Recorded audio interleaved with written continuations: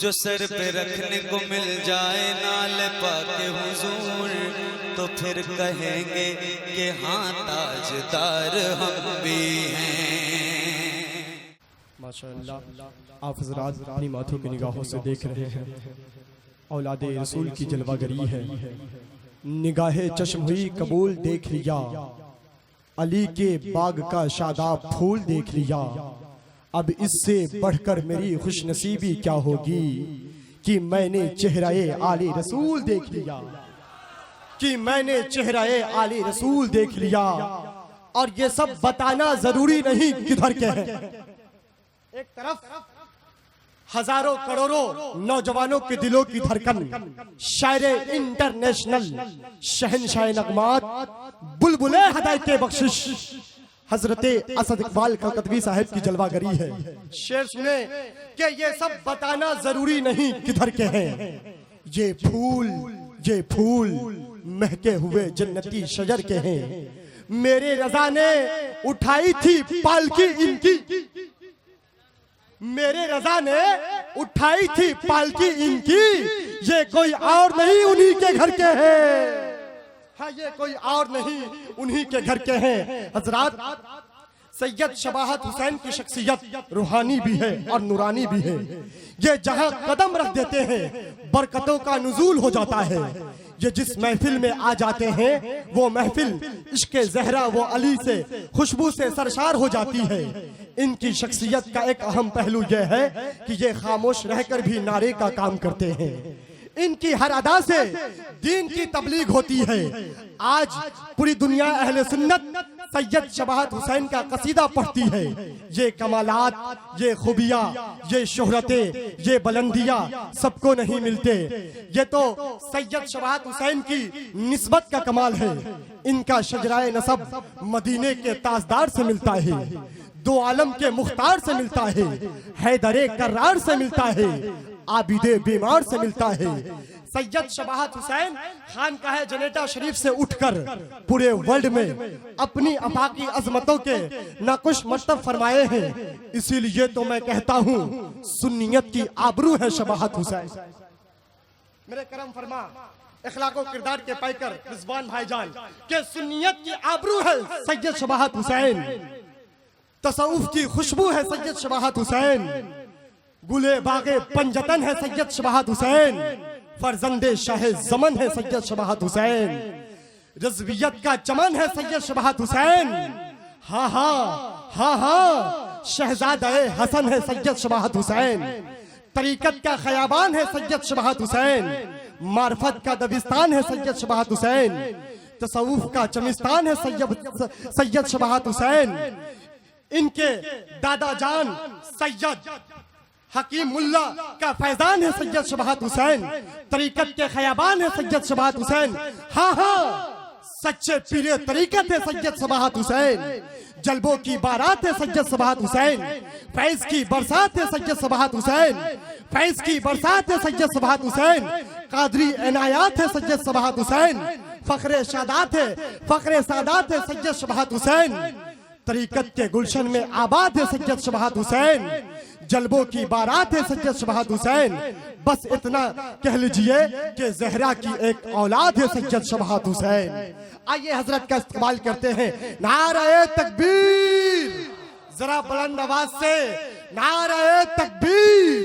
नारे रिसालत, सरकार की आमद, आका की आमद, दाता की आमद। के हर दिल में एहतराम है सैयद शबाहत हुसैन का। हर दिल में एहतराम है सैयद शबाहत हुसैन का। ऊंचाई पर कयाम है सैयद शबाहत हुसैन का। लेते हैं अहले इल्म निहायत अदब के साथ, कितना बुलंद नाम है सैयद शबाहत हुसैन का।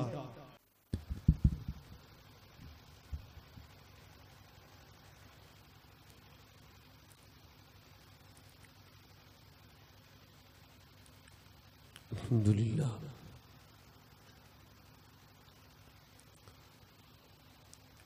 अल्हम्दुलिल्लाहि रब्बिल आलमीन, वस्सलातु वस्सलामु अला अशरफिल अंबिया'i वल मुरसलीन, अम्मा बअद। फ़ौज़ बिल्लाहि मिनश शैतानिर रजीम बिस्मिल्लाहिर रहमानिर रहीम लक़द कान लकुम फ़ी रसूलिल्लाहि उस्वतुन हसना सदक़ल्लाहुल अज़ीम। क्या बात रज़ा उस चमनिस्ताने करम की,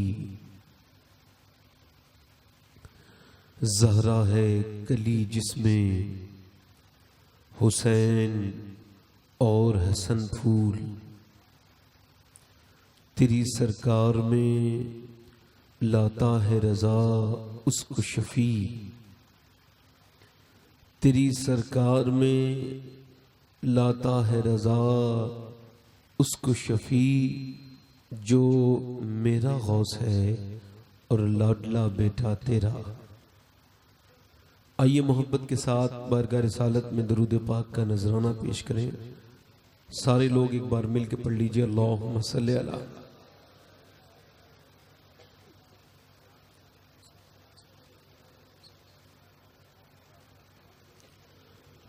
बाद हम्दो दुरूद लायक़ ताज़ीम व तकरीम मिंबर शरीफ पर जलवा फरमा मेरे इमाम की ज़ीनत व रौनक मुअज़्ज़ज़ उलमा हुफ़्फ़ाज़ व क़ुर्रा सामीन व सामिआत, अस्सलामु अलैकुम व रहमतुल्लाहि तआला व बरकातुहू। खैरियत से हैं आप लोग? अल्हम्दुलिल्लाह। ये पीछे वाले जो हजरात हैं अंधेरे में बैठे हैं, उनसे गुजारिश है कि आप आगे कुर्सियां खाली हैं, अगर आपको मेरी बात बुरी न लगे, जो दूर बैठे हैं लोग उनसे तो वो थोड़े आगे आ जाए, करीब आ जाए। आपसे भी गुजारिश है अगर कोई बात मेरी बुरी न लग रही हो तो अंदर आप उजाले में आइए, माशाल्लाह काफ़ी लोग हैं, तशरीफ लाइए, थोड़ी सी परेशानी उठा लीजिए, आइए तशरीफ लाइए आप लोग। आप देख रहे हैं कि ये जो महफिल है, इस महफिल में आप जो तशरीफ रखते हैं तो आपको शुक्र अदा करना चाहिए, मुझे भी शुक्र अदा करना चाहिए, चूँकि हुजूर की महफिल में कोई बगैर हुजूर के आता नहीं, और जब आता नहीं तो हुजूर करीम इतने हैं कि खाली हाथ नहीं जाने देते, झोलियां भी भर के भेजते हैं, है ना। ये जनरेटर बहुत तेज आवाज कर रहा है, बहुत करीब है, इसकी वजह से दिक्कत हो रही है। हमारे माइक वाले भाई जो हैं उनसे गुजारिश ये है कि आप कहीं जलसे में जाएं और आपको लगे कि जनरेटर करीब है तो दूर करवा दिया करें। अभी नाजिम साहब ने जो मेरे बारे में कहा है, जो अशार पढ़े हैं, इनकी अपनी मोहब्बत है, मेरी इनसे पहली मुलाकात है, कोई मैंने इनसे कहा नहीं कि आप मेरी तारीफ कीजिएगा। ये इनकी अपनी मोहब्बत, शफकत, हुस्न ज़न का नतीजा है जो इन्होंने मेरी इस कदर तारीफ की है। मैं अपने आप को बिल्कुल भी इस लायक नहीं समझता। अपनी औकात सिर्फ इतनी है, कुछ नहीं बात सिर्फ इतनी है, कल भी टुकड़ों पे उनके पलते थे, अब भी टुकड़ों पे उनके पलते हैं। मैं देख रहा हूं आप लोग बोल नहीं रहे, पीछे वाले लोग अभी बहुत अच्छा पढ़ रहे थे, पीछे वाले लोग जब आप आ ही गए महफिल में तो आपने अब सुभान अल्लाह कहना चाहिए, थोड़ा सा एहसास कराना चाहिए कि आप अपने आप बैठे हैं, आपको किसी ने मजबूर नहीं किया बैठने के लिए, है ना। माशाल्लाह काफी लोग हैं, आप अगर आप चाहें तो आप बहुत अच्छा बोल के सुन सकते हैं।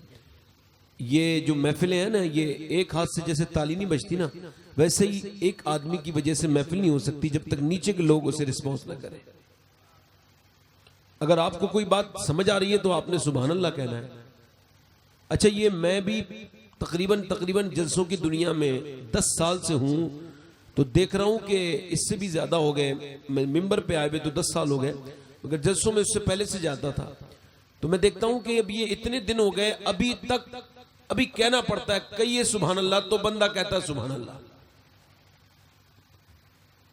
क्या अल्लाह ने क़यामत के दिन पूछ लिया, तू बंदा तो मेरा ही था, मगर मुझे पाक कहने से पहले भी सोचता था कि कोई कह दे तो कह दूं, किसी के कहने पर कहता था, तो फिर क्या होगा?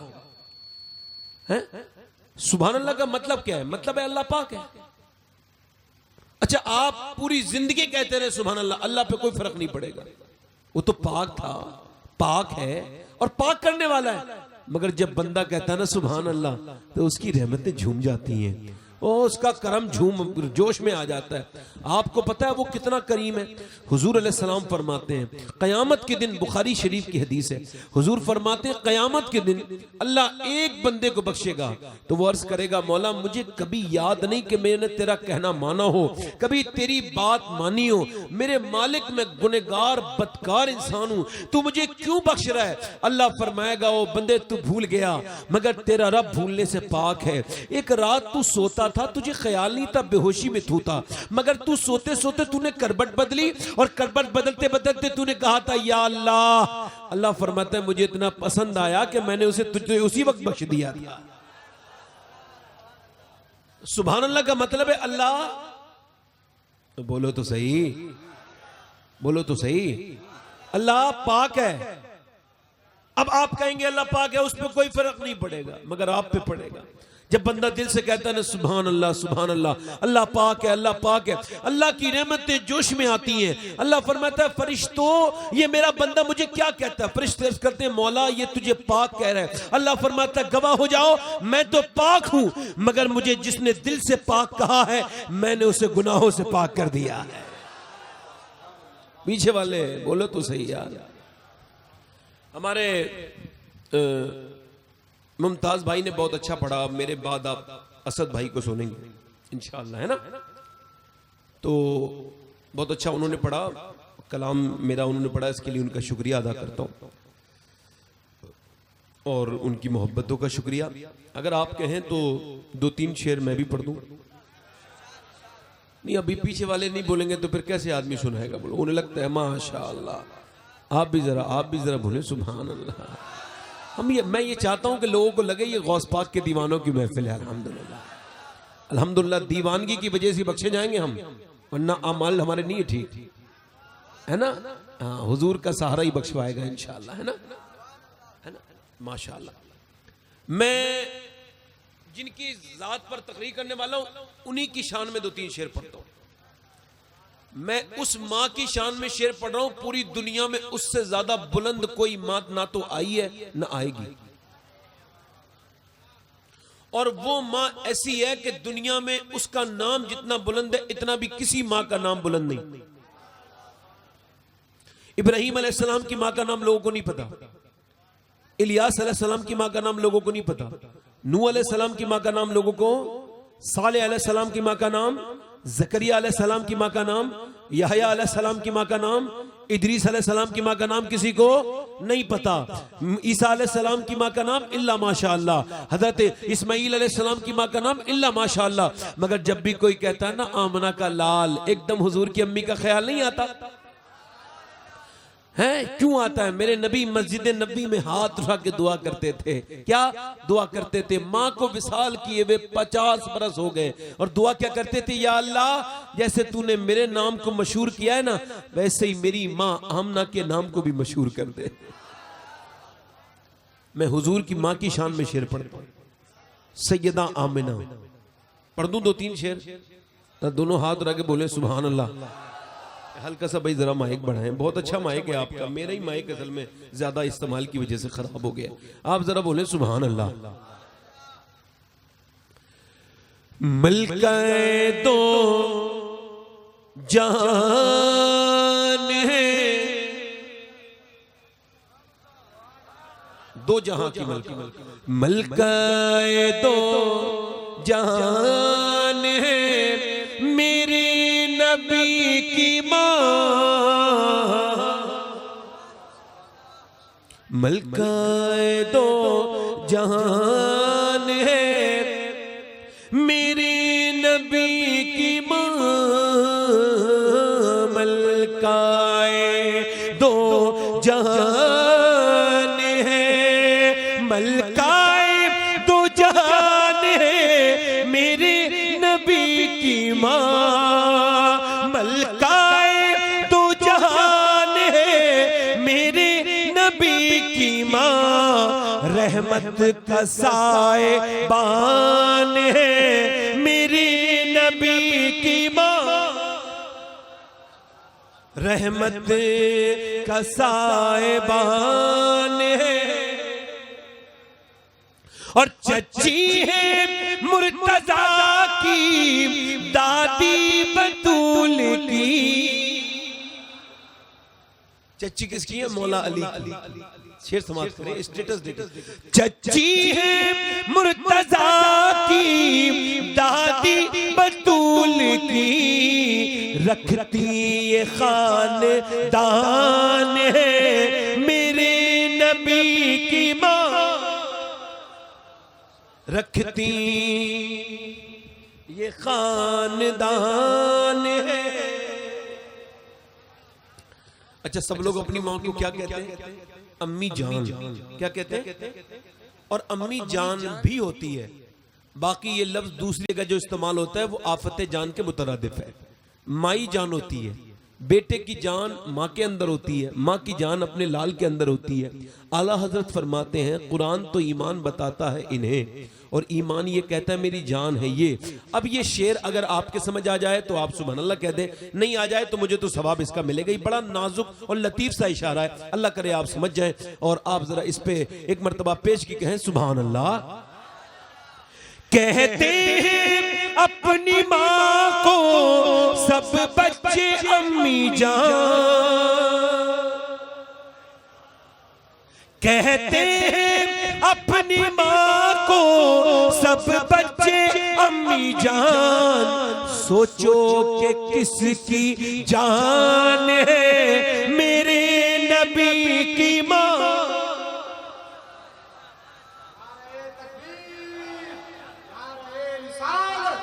सरकार की यामत, अक्का की यामत, दाता की यामत, मक्की की यामत, अज़मते वालिदैन कॉन्फ्रेंस। कहते हैं अपनी माँ को सब बच्चे अम्मी जान, सोचो कि किसकी जान है। अच्छा, और ये एक ऐसा भी मुसलमानों में अपने आप को मुसलमान कहने वाले लोग, हालांकि वो है नहीं मुसलमान, ये कहते हैं हुजूर की अम्मी मुसलमान नहीं थी, यानी ये मुसलमान है और जिसका ये कलमा पढ़ते हैं उसकी माँ मुसलमान। ये तो ये कहते हैं बदतमीज लोग, मगर सुन्नी क्या कहता है समाज में? सुन्नी कहता है जुल्फों से लेके पाँव के नाखुन की नोक तक, जुल्फों से लेके पाँव के नाखुन की नोक तक, ईमान ही ईमान है मेरे नबी की माँ, ईमान। बस मैंने यहीं तक पढ़ना था। एक दो शेर और थे मगर चूंकि हालात के को देख करके वो शेर नहीं पढ़ता, बड़ी मेहनत से कोई शेर होते हैं। मैं अपनी अब बात शुरू कर रहा हूं, है ना भाई। मेरी गुफ्तगू का आज का जो उन्वान है वो है कि अल्लाह का शुक्र और हुजूर का जिक्र। समझ गए? जिक्र खुदा ओ शुक्र खुदा और जिक्र मुस्तफा। ठीक है भाई, मतलब आज की तकरीर का उन्वान ही शुक्र है। ठीक है, शुक्र किस बात पर अदा करना चाहिए, पहला सवाल है ये। लोगों से कहो शुक्र अदा करो तो उन्हें क्योंकि शऊर नहीं, इदराक नहीं, हम लोगों को हमें पता नहीं अल्लाह की कितनी नेमतें हमारे पास हैं, फिर कहते हैं किस बात का शुक्र अदा करें। तो मेरी नजर में जो पहली शुक्र की वजह है वो ये है इंसान के लिए कि अल्लाह ने इंसान को जो इंसान बना के पैदा किया है इस पर उससे शुक्र अदा करना चाहिए। अगर वो इंसान ना बनाता तो आप क्या कर लेते? कुरान में फरमाता है हल अता अलल इंसान हीन मिनद दहर लम यकुन हला ताल इंसान हीन मिनत दहर लम यकुन शैय्यन मज़कूरा। अल्लाह फरमाता है कुरान में, इंसान पे ऐसा वक्त गुजरा है कि वो कोई काबिले जिक्र शैई न था। अल्लाह ने अपनी मेहरबानी से इंसान को इंसान बनाया। हजरत सैयदना बायजीद बस्तामी गुजर के जा रहे हैं, जब गुजर के जाते हैं तो कुत्ता भौंकता है तो रोते हैं। बायजीद कौन है? इनके बारे में ख्वाजा मोइनुद्दीन चिश्ती फरमाते हैं कि जब हम अल्लाह के खौफ से रोते हैं तो हमारे आंसू निकलते हैं, मगर जब बायजीद रोते थे तो उनकी आंखों से आंसू नहीं निकलते थे, बल्कि उनकी आंखों से खून निकलने लगता था। बायजीद बस्तामी कौन है? अपने गुलाम से कहते हैं तेरा नाम क्या है? वो कहते हैं मेरा नाम जैद है। एक दिन पूछा, 2 दिन पूछा, 3 दिन पूछा, 4 दिन पूछा, 10 साल पूछा, 15 साल पूछा। रोज नाश्ते में पूछते थे तेरा नाम क्या है? वो बताता था मेरा नाम जैद है। 20 साल के बाद उस गुलाम ने कहा हुजूर ये मेरा 3 लफ्जों का नाम है, आपको याद नहीं रहता? 20 साल से आप पूछ रहे, मैं बूढ़ा हो गया बताते बताते, आपको मेरा नाम याद नहीं आया, आपको मेरा नाम याद नहीं रहता, आप इतना कमजोर हाफजा है आपका। आप फरमाने लगे बात ये नहीं है, बात ये है कि मैंने जो अपने प्यारे आका का नाम मोहम्मद याद कर लिया है, अब इसके बाद कोई दूसरा मुझे नाम याद रहता ही नहीं है। यही दीवानापन बरोज़े क़यामत काम आता है, किसी का नाम लूं लेकिन नबी का नाम आता है। असल में आप जो है ना वो थोड़ा सा हल्का भी बोल रहे हैं, थोड़ा सा देख रहा हूं मैं, इसकी एक ही वजह है बस, मुझे जहां तक समझ आ रहा है। हमारे यहां हिंदुस्तान में इतना हंसाया गया है महफिलों में कि अब जब तक मौलाना हंसाता नहीं लोग उसे मौलाना नहीं समझते। और अगर मौलाना ही हंसाएगा तो फिर रुलाएगा कौन? चूंकि मौलाना की पहचान ही है कि वो डरने वाला होता है। अल्लाह ने फरमाया जो डरने वाले हैं वही उलमा है। ये नहीं फरमाया उलमा डरने वाले, नहीं नहीं, जो डरने वाले वही आलिम है, जो इल्म रखते हैं आखिरत का। और जो नहीं डरते, मैंने ये मसला पढ़ा है, ये हमारी शरीयत में लिखा हुआ है कि जहां उलमा बैठे हों उलमा, तो उनके अदब को मलहूज न रखते इंसान अगर कहकहा लगा के हंस दे बेतकल्लुफ, तो ये ऐसा हंसना उलमा की महफिल में जिना करने से बदतर है। क्या है? जिना करने से। आपके समझ नहीं आ रही मेरी बात? जब कोई मौलाना हंसाया करे तो उससे पूछा करो क्या हुजूर ने हंसाया है कभी? पूछा करो, उससे सवाल कर सकते हो ना। जब मजाक के मिंबर पे होने लगेंगी तो ये बताओ फिर कौम का हाल क्या होगा। इस वजह से मुझसे अगर आपको ये उम्मीद हो तो मैं तो तकरीर नहीं करूंगा।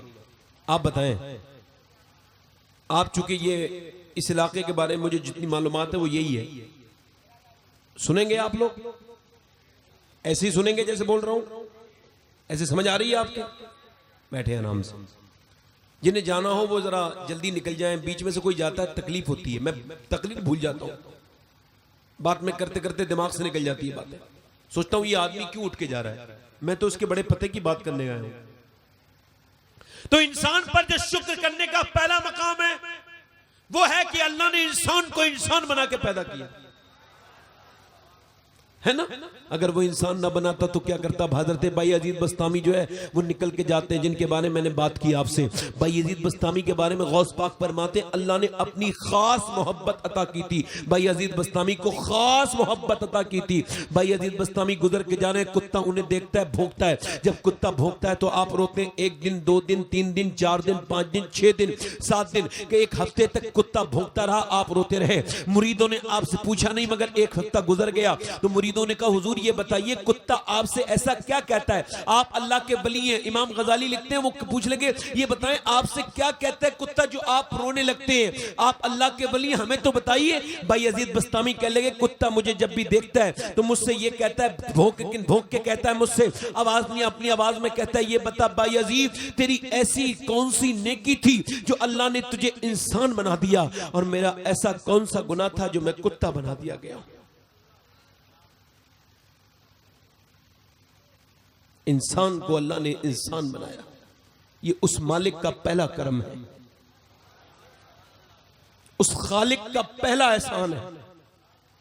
कि उसने हमें इंसान बनाया, 18,000 मखलूकात का से अफजल, अकमल, कामिल तरीन, अशरफुल मखलूकात बना के पैदा किया। और अगर इंसान बनाने के बाद छोड़ देता तो इंसान और पत्थर ये जहन्नम का ईंधन है। क्या है जहन्नम का ईंधन? इंसान बनाने के बाद फिर उसने मुसलमान बना दिया। बोलो तो सही सुभान अल्लाह, मुसलमान बना दिया। जरा गौर तो करें, फिर आपने कोई दुआ तो नहीं मांगी ना, आपने तो नहीं कहा था मुझे मेरे रब ये कर दे वो कर दे। आपको और मुझे तो शऊर भी नहीं था, मगर उसका करम देखो कि जब उसने हमें पैदा किया इंसान, फिर मुसलमान, फिर करम बालाए करम, फिर उसका फजल, उसकी मेहरबानी जिसे हम भूले हुए हैं रब को, उसकी मेहरबानी देखो। इंसान बनाया, मुसलमान बनाया। आपने कोई दुआ नहीं मांगी थी, मगर 12 नबियों ने दुआएं मांगी थी, ऐ अल्लाह हमें नबी न बना, अपने हबीब का उम्मती बना दे। मगर जब हमें बनाया तो अपने प्यारे हबीब की उम्मत में पैदा किया। मेरी खुशकिस्मती, मैं तेरा उम्मती, फजले रब्बुल उला, और क्या चाहिए? मिल गए मुस्तफा, और क्या चाहिए? भर के झोली मेरी मेरे सरकार ने मुस्कुरा कर कहा, और क्या चाहिए? लोग कहते हैं खाली हाथ आए थे, खाली हाथ जाएंगे। उन तमाम लोगों से कह देना तुम आए होगे खाली हाथ, तुम जाओगे खाली हाथ। ना तो हम खाली हाथ आए थे, ना तो इंशाअल्लाह जाएंगे। जब आए थे तो नबी का दामन हाथ में था, जब जाएंगे तो नबी का दामन हाथ में होगा।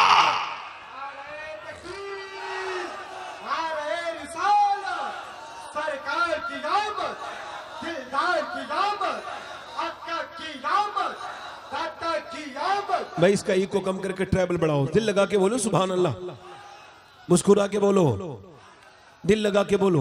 मुसलमान बना दिया, मुसलमान के बाद अपने देखे इंसान के बाद मुसलमान बनाया, फिर अपने हबीब का उम्मती बनाया। और उम्मती बनाने के बाद उम्मतियों में कितने फिरके हैं? कोई बदतमीजी करता है, कोई बदअकीदा है, कोई बदबख्त है, कोई सहाबा का दुश्मन है, कोई नबी की अजमत का दुश्मन है। मगर जब तुम्हें पैदा किया तो सुनो, कितना शुक्र अदा करो, उसका तो कम है। गौर करो, जब तुम्हें पैदा किया तो यार के गद्दारों में पैदा नहीं किया, बल्कि यार के वफादारों में पैदा किया है। बोलो तो सही, पीछे ना देखो। उलमा तो दुआएं देने तो बड़ी बात है, मैंने अपनी जिंदगी में कभी तवक्को नहीं की। पब्लिक की तरफ देखता हूं, अल्लाह की अपने फजल से। जोर से बोलो सुभान अल्लाह। कोई किसी का हौसला बढ़ाने से कोई कम नहीं होता। हाँ, अल्लाह ऐसे लोगों को पसंद करता है जो लोगों की मदद करते हैं। समझ में आ रही नहीं आ रही? अल्लाह उन्हीं पर फजल करता है जो दूसरों पर अपनी मेहरबानी करते हैं। जो कर्म नहीं करते उनके ऊपर कर्म नहीं होता। अल्लाह के रिवाज है, उसकी जो है वो कुछ उसके कानून है। उसका कानून ये, तुम नेकी करो तुम्हारे साथ नेकी होगी, तुम आसानी पैदा करो तुम्हारे साथ आसानी होगी। ये उसके निजाम है, कुदरत का निजाम है ये, और उसके निजाम बदलते नहीं। वो कहता है इज्जत दो तो इज्जत मिलेगी। तो जो है कि नहीं? जोर से बोलो सुभान अल्लाह। मैं क्या अर्ज कर रहा था, जरा गौर करें। मुसलमान बना दिया, अपने हबीब का उम्मती बना दिया। उम्मती बनाने के बाद फिर और पर करम किया कि हुजूर का आशिक बनाया, आला हजरत का मानने वाला बनाया, मसलक के आला हजरत का मानने वाला बनाया। मगर जरा गौर तो करें, मुसलमान तो बिल्कुल भी शुक्र नहीं अदा करता। अच्छा, इसमें आप में कितने लोग यहाँ बैठे हैं जिन्होंने इंसान होने की वजह से 2 रकत नमाज पढ़ी हो अपनी पूरी जिंदगी में, ये कह के या अल्लाह तेरा शुक्र है तूने मुझे इंसान बना दिया, ये सोच करके कभी नमाज अदा की 2 रकत? नहीं नहीं नहीं, कभी एक सजदा भी नहीं किया होगा ये सोच के कि तूने इंसान बना दिया। यार जरा गौर तो करे, इंसान कितना नाशुक्रा है। आजकल उसका मतलब ये पैसा आएगा तो शुक्र अदा करूंगा। क्या पैसा बड़ी चीज है? आपको लगता है अगर पैसा बड़ी चीज है? भाई जरा थोड़ा सा इसका ई को कम करके ना, आपका माइक बहुत अच्छा है, इसका थोड़ा सा ट्रेबल बढ़ाएं, ट्रेबल बढ़ाएं, आवाज को साफ करें और आवाज इसकी बढ़ा दें, हल्की सी ट्रेबल और ऊपर को बढ़ा दें। आपके समझ में आ रही मेरी बात? मेरा समझाने का ही आपको मकसद है, इसके अलावा शोर मचाना मेरा मकसद हरगिज नहीं है। अब जरा गौर करें आप, मैं क्या अर्ज कर रहा था आपसे कि अपना उम्मती, अपने हबीब का उम्मती बना दिया, अपना प्यारा बंदा बनाया उसने, हमसे प्यार करता है, मोहब्बत करता है परवरदिगार। और जरा गौर करें, हम शुक्र नहीं अदा करते। वो समझते हैं पैसे को पैसा होगा तो शुक्र अदा करेंगे। क्या वाकई में पैसा ऐसी चीज है जिस पे शुक्र अदा किया जाए? अल्लाह अकबर, पैसे पे शुक्र तो अदा करना चाहिए, मगर पैसा सब कुछ तो नहीं है। अब आप कहते हैं मेरे पास पैसा होगा तो शुक्र अदा करूंगा। एक आदमी को मैं जानता था, बंबई में रहता था, उसकी 50 करोड़ से भी बड़ी फैक्ट्री थी और उसका 20-22 करोड़ का वो घर था जिसमें वो रहता था। मगर उसके बेटे की अचानक तबीयत खराब हुई, उसके मैदे में कोई प्रॉब्लम हो गई, उसका लीवर खराब होने लगा। उसने चेन्नई दिखाया, मुंबई दिखाया, बंबई दिखाया, दिल्ली दिखाया, उसने जो है वो हैदराबाद दिखाया, उसने बड़े बड़े अस्पतालों में दिखाया, मगर ठीक ना हो पाया बच्चा। उसने फिर फौरन लेकर गया, यूरोप लेकर के गया अपने बच्चे का, उसने जो है वो अपने बच्चे का उसने ऑपरेशन कराया, और ऑपरेशन कराने के बाद उसने अपने बच्चे का जब इंडिया आया तो वो इंडिया आया 3-4 दिन के बाद उसके बच्चे का इंतकाल हो गया। वो जनाजे की नमाज के बाद वो लोगों से जोर जोर से कहता था,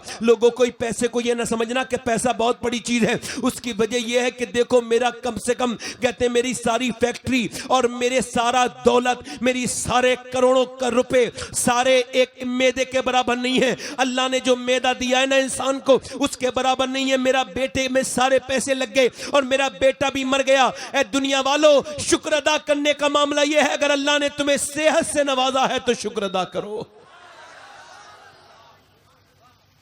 एक बूढ़ा आदमी अस्पताल में गया, अस्पताल में जाने के बाद उसकी तबीयत बिगड़ गई थी, 1.5 दिन से उसकी तबीयत बिगड़ रही थी, सांस लेने में दिक्कत हो रही थी। अब वो जब अस्पताल में गया, डॉक्टर के पास गया तो उसके लगाई गई वो ऑक्सीजन मशीन, जब ऑक्सीजन से उसे सांस उसका बराबर हुआ, 1.5 दिन में बिल आया 90,000। वो रोने लगा। डॉक्टर ने कहा, बड़े मियाँ रोते क्यों हैं, 90,000 रुपए ज्यादा लग रहे हैं, कुछ कम कर देंगे। वो रो के कहने लगा, अल्लाह ने इतना दिया है, पूरा अस्पताल खरीद दूंगा। कहा फिर रोना किस बात का है? कि रोना इस बात का है कि आपकी इस मशीन से मैंने 1.5 दिन सांस लिया है, तो आपने मुझसे 90,000 का बिल ले लिया और मैं 80 साल का बूढ़ा अल्लाह की हवाओं में सांस ले रहा हूं। मैंने कभी ये सोचा ही नहीं कि आराम से सांस लेना ये कितनी बड़ी अल्लाह की नेमत है।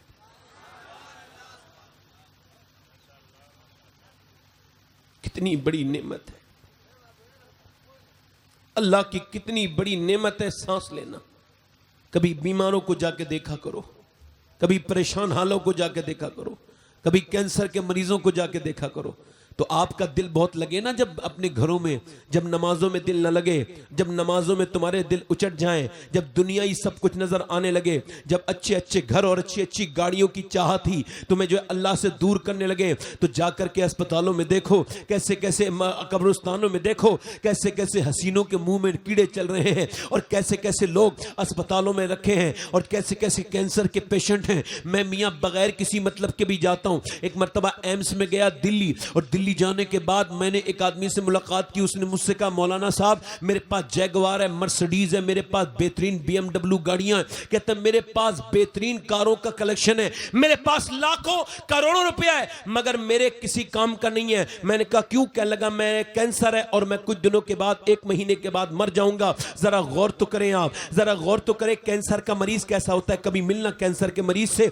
वो कभी हंसो वो हंसता ही नहीं, उसके सामने मुस्कुराओ वो मुस्कुराता ही नहीं, उससे बात करो वो बात करता ही नहीं। जरा गौर करो, अगर आपको कैंसर नहीं है तो आप अल्लाह का शुक्र अदा करें, क्योंकि कैंसर बहुत बड़ी बीमारी है। अगर बगैर दवाइयों की जिंदगी गुजार रहे हो तो शुक्र अदा करो, और अगर तुम्हारे घर में कोई बच्चा अपाहिज नहीं है तब भी शुक्र अदा करो, क्योंकि जब कोई बच्चा अपाहिज हो जाता है ना, अल्लाह अकबर, तो उसका पूरा घर जो है अपाहिज वाली जिंदगी गुजारता है। लोगों, शेख सादी कहते हैं, एक मर्तबा में गुजर के जा रहा था, कहते चलते चलते मेरे पांव के जूते टूट गए, रास्ते में फिर मैंने दुआ मांगी तो मेरे पैरों के जूते टूट गए। कहते उसके बाद मेरे पांव में छाले पड़ गए, गर्म जमीन पे फिर छाले फूट गए, फिर मेरे पैरों के अंदर रेत लगने लगी। मैंने हाथ उठा के दुआ मांगी, ऐ मेरे परवरदिगार इतना तो दे दे, इतना तो दे दे मेरे परवरदिगार, इतना तो दे दे कि मैं जूते खरीद सकूं। कहते मैंने ये दुआ मांग के आगे मोड़ पे मुड़ा हूं तो मैंने एक इंसान देखा, उसके दोनों पांव नहीं थे। मैं वहीं सजदे में गिर गया। मैंने कहा मेरे मालिक मुझे माफ कर दे, मैंने तेरे सामने कितनी कैसी दुआ मांगी, तूने मेरे एकदम मेरी आंखें खोल दी कि मेरे पास कम से कम दोनों पांव तो हैं, इसके पास तो दोनों पांव ही नहीं है। अगर तुम्हारे पास रहने को घर है तो जो फुटपाथ पर रहते हैं उन्हें देख करके शुक्र अदा करो। अगर औलाद है तो बे औलादों को देख के शुक्र अदा करो। तुम शुक्र अदा करोगे मेरा करीम रब। सुनो, कभी अल्लाह के बारे में सोचा? कभी ये बताओ 24 घंटे गुजर जाते हैं, कभी बैठते हो, कभी 2 मिनट सजदा करके कहते हो कि मालिक मुझे माफ कर देना, मैं दुनिया में लग गया, तूने मुझ पे कितना एहसान किया है, मैं भूला बैठा हूं तुझे। कभी 1 मिनट भी तुझे दिल से याद नहीं करता। कभी दुआएं मांगता हूं तो सिर्फ जरूरत के तहत, तुझे जब भी याद करता हूं मुझे काम पड़ता है तभी, इसके अलावा मैं तुझे याद नहीं करता। मेरे मालिक मुझे माफ कर दे, मैं बगैर दवाइयों के जी रहा हूं, तू मुझ पे तेरा करम है अल्लाह, तेरा शुक्र है। नहीं नहीं, इंसान नाशुक्री की तरफ जा रहा है। मैं आपको बताऊं, चाहे इंसान कितनी दौलत कमा ले, चाहे वो करोड़पति अरबपति खरबपति हो जाए, मगर जब तक उसका राब्ता, उसका शगफ, उसकी मोहब्बत अल्लाह की तरफ नहीं जाएगी, उसके दिल की बेचैनी खत्म नहीं हो सकती, उसे सुकून नहीं मिल सकता। क्योंकि अल्लाह ने जब प्यास बनाई तो पानी बना दिया, भूख बनाई तो फिर खाना बना दिया, मोहब्बत बनाई तो माँ बना दी, मोहब्बत बनाई बच्चे बनाए, बीवी बनाई, मगर जब सुकून रखा तो फिर सुकून की बेचैनी बनाई, तो फिर सुकून न दौलत में रखा न किसी और चीज में रखा, सुकून उसने अपने जिक्र में रखा है। तो सुनो, चाहे कितने भी आगे चले जाओ, मगर हर वो शख्स परेशान ही रहेगा जो अल्लाह से दूर है। अल्लाह से जो दूर है उस शख्स की परेशानी कोई तावीज वाला खत्म नहीं कर सकता। अल्लाह के जो करीब है वो हर हाल में मस्त रहता है। वो ये नहीं कहता कि गर्मी बहुत हो रही है, वो ये नहीं कहता कि सर्दी बहुत हो रही है। आप अपने गिरेबान में झांक के देखें, मैं अपने गिरेबान में झांकता हूं कि जिंदगी में कितनी बार कहा होगा गर्मी बहुत हो रही है, आप ये कह कितनी बार कहा होगा सर्दी बहुत हो रही है। ना तो आपके कहने से गर्मी कम हो सकती है, ना आपके कहने से बढ़ सकती है, ना आप सर्दी कम करा सकते हैं, ना आप हवाओं को रुकवा सकते हैं। मगर ये एतराज, मौसमों पर एतराज, ये बराए रास्त इसके मालिक अल्लाह पर एतराज है। हवा एक मर्तबा मदीने में तेज चल रही थी, एक सहाबी ने कहा हवा बहुत तेज चल रही है। हुजूर ने फरमाया खामोश, ये हवा चल नहीं रही है, इसे मेरा परवरदिगार चला रहा है। कौन कहता है? मियां एक साहब ने मुझसे कहा गर्मी बहुत हो रही है सैयद साहब। मैंने कहा यार बेवजह की बात ना किया करो, गर्मी नहीं हो रही है, अल्लाह रुतें बदल बदल के अपने होने का एहसास करवा रहा है। अल्लाह अकबर। मगर आज इंसान अल्लाह से दूर है। जरा गौर तो करें, आप पैसा आ जाए, दौलत आ जाए, मैं बताता हूं कैसे आप मालदार होंगे, मैं आपको बताता हूं आपके दिल में सुकून कैसे पैदा होगा, मैं आपको बताता हूं आपको शुक्र अदा करना है, आपको मुसल्ला बिछाना है, आपको कुछ आंसू बहाने हैं रात के वक्त में, अपने रब से कहना है मालिक मैं बंदा तो तेरा ही हूं मगर तुझसे दूर हूं, मैं बेकार हूं, मुझे अपना कुर्ब अता फरमा दे, अपनी मोहब्बत अता फरमा दे। मौलाना रूम एक वाकया लेके आए हैं। वो कहते हैं कि हातिम ताई से किसी ने पूछा कि आप बड़ा लुटाने वाले हो, सखी हो, क्या आपने अपने आप से भी बड़ा कोई सखी देखा, लुटाने वाला देखा, खिलाने वाला देखा? तो हातिम ताई ने कहा बिल्कुल देखा। एक बार मैं एक बस्ती में गया था तो वहां एक आदमी था, उसकी बस्ती में मुझे भूख लगी, तेज मेरी तबीयत बिगड़ने लगी भूख की वजह से। तो मैंने एक दरवाजे पर जाके कहा क्या कुछ मिलेगा खाने को? वो कहते हैं एक दरवाजा खोला और उसने मुझे अंदर बुलाया और अपनी बकरी ज़िबा की और उसकी कलेजी भून के मेरे सामने रख दी। कहते मैंने खाई, बड़ी अच्छी लगी, मैंने तारीफ कर दी बहुत अच्छी है। वो थोड़ी 2 घंटे के बाद फिर आया और दो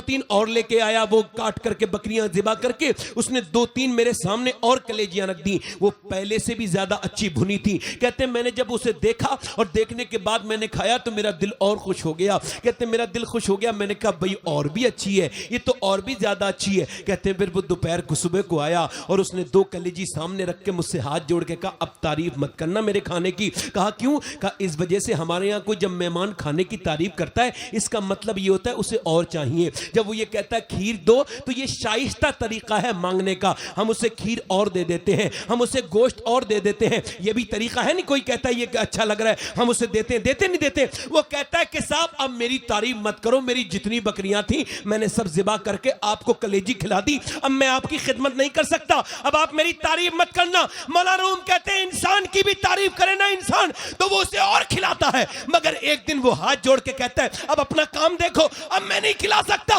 मगर अल्लाह की रहमत का वो आलम है कि उसके खजानों में कोई कमी नहीं है। तू जितनी तारीफ करता रहेगा वो उतना तुझे खिलाता रहेगा, तू शुक्र अदा करता रहेगा वो नेमतें बढ़ाता रहेगा। खुद फरमाता है लाइन शकरतुम लाज़ीदन्नकुम, तुम मेरी नेमतों का जिक्र करो, शुक्र करो, मैं तुम्हारी नेमतों को बढ़ाता रहूंगा।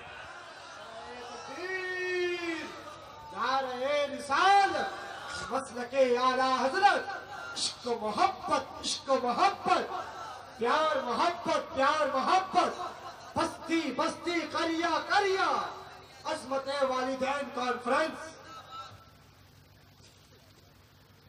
शुक्र अदा करो ना शुक्री ना करो, ना शुक्री करोगे तो कुछ ना पाओगे। अब आदमी कहता है मैंने तकलीफ़ें बहुत देखी हैं, मैंने गम बहुत देखे हैं, मैंने तकलीफ़ें बहुत देखी हैं, मैंने परेशानियां बहुत देखी हैं, मैं लुट गया हूं, मैं ये हो गया हूं, मुझे परेशानियां का चैलेंज बहुत है, मेरा ये है, मेरा वो है। आओ मैं आपको वहां लेके चलता हूं जिस बारगाह में हर सवाल का जवाब मौजूद है, हर सवाल का जवाब मौजूद। वो मेरे हुजूर की बारगाह है, वो मेरे आका की बारगाह है। मेरे आका फरमाते हैं, सुनो जो कहते हैं तकलीफ वो सुने। हुजूर फरमाते जितने नबी आए 1,24,000 कमो बेश, फरमाते सबकी तकलीफें, ध्यान से सुनना हदीस, सबकी तकालीफ एक पलड़े में रख दी जाएं और मुझ मोहम्मद की तकलीफ अकेली एक पल्ले में रख दी जाएं, तो फरमाते मेरी तकलीफ का पलड़ा भारी हो जाएगा। मेरी तकलीफ का पलड़ा, बोलो तो सही, हाँ, हुजूर को भुला दिया, सरकार को भुला दिया। कितनी तकलीफें उठाई। तो आओ फिर मिलाद मुस्तफ़ा का ये महीना है, तो हुजूर की पैदाइश से शुरू करता हूं। हुजूर के वालिद का नाम जनाब सैयदना अब्दुल्ला, क्या नाम है? जनाब सैयदना अब्दुल्ला। और पहचान उनकी क्या है? उनकी पहचान ये, अब्दुल्ला जब गुजरते हैं ना रास्ते से, तो रास्ते से जब गुजरते हैं तो अंदर जो घरों में लोग होते हैं वो खुशबू सूंघ के कहते हैं ये जो खुशबू आ रही ना, जरूर अब्दुल मुत्तलिब का बेटा अब्दुल्ला गुजर के गया है। न ऐसी किसी की शराफत है, न ऐसी किसी की सूरत है, न ऐसी किसी की सीरत है जैसी जनाब अब्दुल्ला की सीरत है। और उनकी शादी किसके साथ हुई है? सैयदा आमिना। क्या नाम है हुजूर की अम्मी का? क्या नाम है? सैयदा आमना। दोनों बेमिसाल हैं, सुभान अल्लाह। ऐ है कोई आदमी किसी, जरा गौर करें, ये दोनों माँ बाप ऐसे हैं कि इनसे ज्यादा नसीब वाला माँ बाप दुनिया में कोई, क्योंकि ये हुजूर के माँ बाप है, मेरे रहमत आलम के माँ बाप है, सैयद आलम के माँ बाप है, नूरे मुजस्सम के माँ बाप है। सैयदा आमना की शादी जनाब अब्दुल्ला के साथ हो जाती है। अब्दुल्ला के साथ शादी हो गई है, कुछ हफ्ते गुजरे हैं कि सैयदा आमना से जनाब अब्दुल्ला ने कहा है कि मैं मुल्क शाम के सफर का इरादा रखता हूं। सैयदा आमना ने इजाजत दे दी और बड़ी मुश्किल से इजाजत दी। शुरू में तो उन्होंने मना किया, फिर बाद लेना खास्ता जब शौहर ने जाने का इरादा पुख्ता देख लिया तो इजाजत दे दी। फिर जनाब अब्दुल्ला जनाब अब्दुल मुत्तलिब के पास पहुंचे और जाकर के कहने लगे, अब्बा जान मैं मुल्क के शाम के सफर का इरादा रखता हूं। बाप ने कहा, बेटे मुझे अपनी निगाहों से तुझे दूर भेजना मुझे पसंद नहीं, मेरे लाल तू न जा। कहने लगे, नहीं अब्बा मेरा फ्यूचर भी है, मुझे तिजारत करनी है, मुझे जाने दीजिए। जनाब अब्दुल मुत्तलिब ने जनाब अब्दुल्ला की इजाजत दी और इसरार के बाद इनकार न कर सके, इजाजत दे दी। जनाब अब्दुल्ला चलते हैं मुल्क के शाम के सफर के लिए। जब मुल्क के शाम के सफर के लिए चलते हैं तो मक्के की सरहद पर जनाब अब्दुल मुत्तलिब ने उन्हें रुखसत किया है और सैयदा आमना जब उन्हें जाते हुए देख रही हैं तो उनकी आंखों में भी आंसू हैं। वो भी नई नवेली दुल्हन है, अभी कुछ ही दिन हुए हैं शादी को। जनाब अब्दुल्ला चले जाते हैं मुल्क के शाम पे सफर पे, मुल्क के शाम पहुंचते हैं और वहां तिजारत की गरज से और उसके बाद वापस आते हैं तो रास्ते में आप यसरब रुक जाते हैं। यसरब जो अब जिसका नाम मदीना है, यसरब को यसरब जो कहे, इसकी तलाफी में, इसके कफारे में सरकारे सैयदना मुहद्दिस शेख अब्दुल हक मुहद्दिस देलवी फरमाते हैं कि जो एक मर्तबा यसरब अगर धोखे से भी कह दे तो उसे 10 मर्तबा मदीना मुनव्वरा इसकी तलाफी में कहना चाहिए। मदीना मुनव्वरा, मदीना मुनव्वरा, मदीना मुनव्वरा, मदीना मुनव्वरा, मदीना मुनव्वरा, मदीना शरीफ। मदीना शरीफ में जनाब अब्दुल्ला की तबीयत बिगड़ जाती है। जब वो मदीना शरीफ में तबीयत बिगड़ जाती है तो टूर वाले काफले वाले कहते हैं इन्हें छोड़ के चलो, इनकी तबीयत ठीक नहीं होती है। जनाब अब्दुल्ला ने जब ये अब्दुल्ला की तबीयत बिगड़ी तो लोगों ने कहा इन्हें छोड़ के चलो। तो उस वक्त में कुछ लोग कहते हैं कि अगर तुम इन्हें छोड़ के जाओगे तो ये बताओ इनके बाप को क्या जवाब दोगे? कोई ये आम बच्चा तो है नहीं, जनाब अब्दुल मुत्तलिब का बेटा है, अब सरदार मक्का का बेटा है, तुम इनसे जवाब क्या दोगे? लोग रुक गए। छठे दिन अल्लाह के रसूल सल्लल्लाहु अलैहि वसल्लम के वालिद का विसाल हो जाता है। जनाब अब्दुल्ला, हुजूर अभी दुनिया में तशरीफ भी नहीं लाए हैं कि हुजूर के वालिद का इंतकाल हो गया। ये काफिला वापस जब मक्के आया, मक्के आने के बाद जब ये काफिला आया तो इसका इस्तकबाल सरहद पर किया जनाब अब्दुल मुत्तलिब ने और पूछा मेरा बेटा कहां है? तो कोई नहीं बोला। आपने फरमाया सब लोग तुम आ गए, मैंने तुम्हारा इस्तकबाल भी किया, बेटा नजर नहीं आया। अब्दुल्ला मेरा चांद सा बेटा, मैंने जिसे तुम्हारे साथ रुखसत किया था, मेरा जवान मेरा खूबसूरत बेटा कहां है? जब वो इस शायराना अंदाज में बात करने लगे तो लोगों के बाप के ऊपर एक आदमी नीचे उतरा और उसने उतरने के बाद जनाब अब्दुल मुत्तलिब के कंधे पे हाथ रखा और कहा कि आप परेशान ना होइए, आपका बेटा अब कभी नहीं आएगा, आप सब्र कीजिए। कहा क्यों? क्योंकि आपका बेटे को की कब्र हमने मदीने में बना दी है, उसका तो विसाल हो गया। अब बाप का जनाजा उठाना आसान है मगर बेटे का जनाजा उठाना आसान नहीं। अल्लाह अकबर। जैसी खबर सुनी है आप पर एकदम सख्ता तारी हो गया, आप रोने लगे और आपकी जो है वो सफेद दाढ़ी भीगने लगी और फिर आप बैठ गए, रोते रोते बैठ गए और बैठ के किसी ने उठाया तो फिर आप चले और सैयदा आमना के घर पहुंचे और जाकर के कहने लगे आमिना क्या तूने अपना घर सुधारा है? क्या अपना घर सजाया सवारा, डेकोरेट किया, मुज़य्यन किया, आरास्ता किया? कहा ए मेरी बेटी ये बता आमिना क्या तूने अपना शौहर के लिए खाना तैयार किया? मैंने सुना है तूने अपने आप को भी तैयार किया। कहा क्या मेरे शौहर आ गए? कहा नहीं अब वो कभी नहीं आएगा। क्या अब्बा क्या कह रहे हैं आप? कहा वो अब कभी नहीं आएगा क्योंकि उसका तो इंतकाल हो चुका है, उसकी तो मदीने में कब्र बन चुकी है। इतना सुना था जनाब अब्दुल मुत्तलिब ने, इतना कहा था सैयदा आमना पर बिजली सी गिर गई, नई नवेली दुल्हन थी, रोने लगी और आपके सर पे हाथ रखा जनाब अब्दुल मुत्तलिब ने, मेरी बहू न रो, क्यों रोती है? सैयदा आमना कहने लगी, अल्लाह अकबर, फरमाने लगी अब्दुल मुत्तलिब आपका बेटा जरूर गया है मगर उसकी निशानी मेरे पेट में मौजूद है। अल्लाह अकबर। कुछ दिन बीते, मेरे आका करीम की विलादत का वक्त करीब आया और सैयदा उम्मे जमील फरमाती हैं हुजूर के जमाने की लेडी डॉक्टर कि मेरा काम था बच्चों की पैदाइश के वक्त में खड़े हो जाना। मैं खड़ी होती थी और मेरा काम था, मैं दाई थी, मैं लेडी डॉक्टर थी, मगर जब बच्चा पैदा होता था तो पहले गंदगी बाहर आती थी, फिर बच्चा बाहर आता था, फिर हम उसकी नाफ काटते थे, फिर उसे हम नहलाते थे, उसके बाद फिर हम उसे नहलाते थे और नहलाने के बाद फिर उस बच्चे को हम जो है वो खुशबू लगाते थे, उसे सुरमा लगाते थे। मगर फरमाती ये पहला बच्चा पैदा हुआ था, मैंने अपनी आंखों से देखा, जब ये पैदा हुआ तो कोई गंदगी नहीं आई बल्कि इसके पैदा होते ही पूरे कमरे में नूर ही नूर फैल गया और कस्तूरी की खुशबू आ गई। कहती है ऐसी कस्तूरी की खुशबू आई, फरमाती है कि उसके बाद मैंने सोचा कि इस बच्चे की मैं नाफ काटूं तो नाफ कटी हुई थी और मैंने सोचा कि नहलाऊं तो वो तो नूर में नहा के आए थे। कहती फिर मैंने सोचा कि उन्हें मैं सुरमा लगा दूं तो उनकी आंखों में तो सुरमा अल्लाह की जानिब से लगा हुआ आया था। मेरा इमाम कहता है सुबह तैबा में हुई बट्टा है बड़ा नूर का, सदका लेने नूर का, आया है तारा नूर का और मैं गदा तू बादशाह, भर दे प्याला नूर का, नूर दिन दूना तेरा दे डाल सदका नूर का।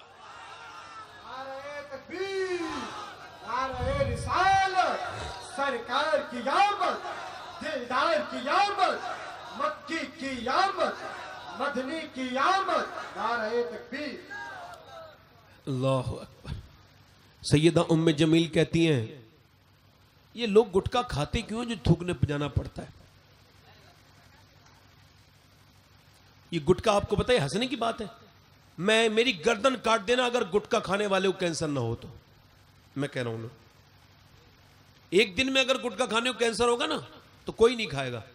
15-20 साल की मेहनत शाका के बाद फिर कहीं रिजल्ट मिलता है, लीजिए भाईजान आपको ये जो हो गया, ये आपको कैंसर हो गया। और कैंसर के मरीजों से मिला करो तो गुटके छूट जाएंगे। बाद में कहता है आदमी, वो एक आदमी का मुंह छोटा हो गया ना गुटखा खाते खाते, तो उसके दांत काटे गए, दांत ये यहां से छोटा मुंह हो गया। ये हुजूर ने 5 बार साफ करते हैं, हुजूर सुन्नत है हुजूर की, मिसवाक करते हैं 3 मरतबा वुजू में कुल्ली करना सुन्नत है। और हम क्या करते हैं, मुंह में ये गंदी चीज रखते हैं। और इससे होता क्या है? इससे होता है कैंसर।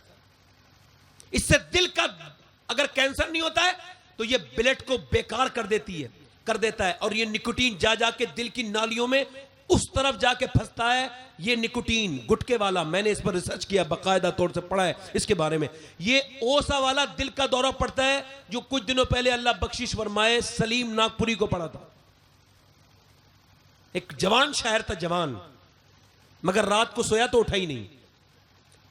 एक अटैक पड़ता है ना, एक अटैक वो पड़ता है जिसमें 3 घंटे का टाइम होता है। वो होता है जो खून आना बंद हो जाए, तो उसमें जो है वो 3 घंटे का 4 घंटे का टाइम होता है।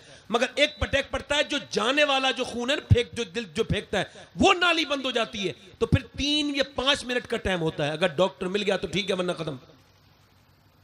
एक तो ये, एक गुटके वाले से मेरी अम्मी ने कहा फला की तबीयत खराब है, देख के आना। तो मैं दिल्ली गया तो उन्होंने कहा, कमरे में था वो आदमी अपने रिश्तेदार के ठहरा हुआ, तो उसका इंतकाल का वक्त करीब था। मैं गया तो क्या थोड़ी देर रुक जाओ सैयद साहब। तो उन्होंने दरवाजा खोला, फिर मुझे बंद किया दरवाजा, फिर खोला तो मैंने जाके देखा उसके रुई लगी हुई थी यहाँ पे, रुई, और रुई के अंदर से इंसान के अंदर से छोटे छोटे कीड़े गिर रहे थे नीचे को। तब बड़ा कैंसर का फोड़ा, और पूरा ये जो है उसका कट भी चुका था, फिर भी ठीक नहीं हुआ। और वो रो रहा था, उसके बच्चे भी रो रहे थे, मुझे भी रोना आ गया। डॉक्टर ने कहा आप कौन है? मैंने कहा मैं ऐसे ऐसे। तो वो मुझे अंदर ले गया जहां बहुत से कैंसर के मरीज थे, सारे मज़ाहिब के लोग थे। औरतें मुझे देख के दुआ के लिए कह रही थी। कितनी औरतें बेवा हो गईं। गुटके खाने वालों को ये तमीज नहीं है कि तुम्हारा तो इंतकाल हो जाएगा, तुम्हारे बच्चे किस किस के सामने भीख मांगेंगे जाकर के। ये अल्लाह ने गुटखा खाने के लिए मुंह दिया है? तौबा तौबा अस्तगफिरुल्लाह। अपनी जान को हलाक करना, अपनी बीमारी खुद मोल लेना। बताओ आप मुझे, ये क्या अच्छा काम है? गुटखा, ये सिगरेट, ये दुनिया भर की चीजें, क्या मतलब है भाई इसका? क्यों पीते हैं लोग? ऐसी वो चीज जो सेहत को खराब करे, अपनी जान को खतरे में डालना। उलमा से इसका मसला पूछिए, जानबूझ करके ऐसा काम करना जिससे सेहत खराब हो जाए। तो वो जो है, मैं क्या कह रहा था, हुजूर की बात, अल्लाहु अकबर है, सुभान अल्लाह। हुजूर अक़दस सल्लल्लाहु अलैहि वसल्लम वो कौन कहती, उम्मे जमील कहती हैं, मैंने ऐसा बच्चा नहीं देखा। आप भी तो बोले ना सुभान अल्लाह, ऐसा बच्चा नहीं देखा जैसा वो बच्चा है। अब यहां पर ध्यान से सुनना, जब एक आदमी भी खड़ा होता है ना, तो मेरे तो मिजाज के खिलाफ है ये। मैं तो 4 आदमी को ऐसी तकरीर सुना दूंगा, 4 को बिल्कुल इसी तरज में, बस वो सुनने वाले होने चाहिए। ये नहीं कि वो ऊंट की तरह उठ के चल दिए।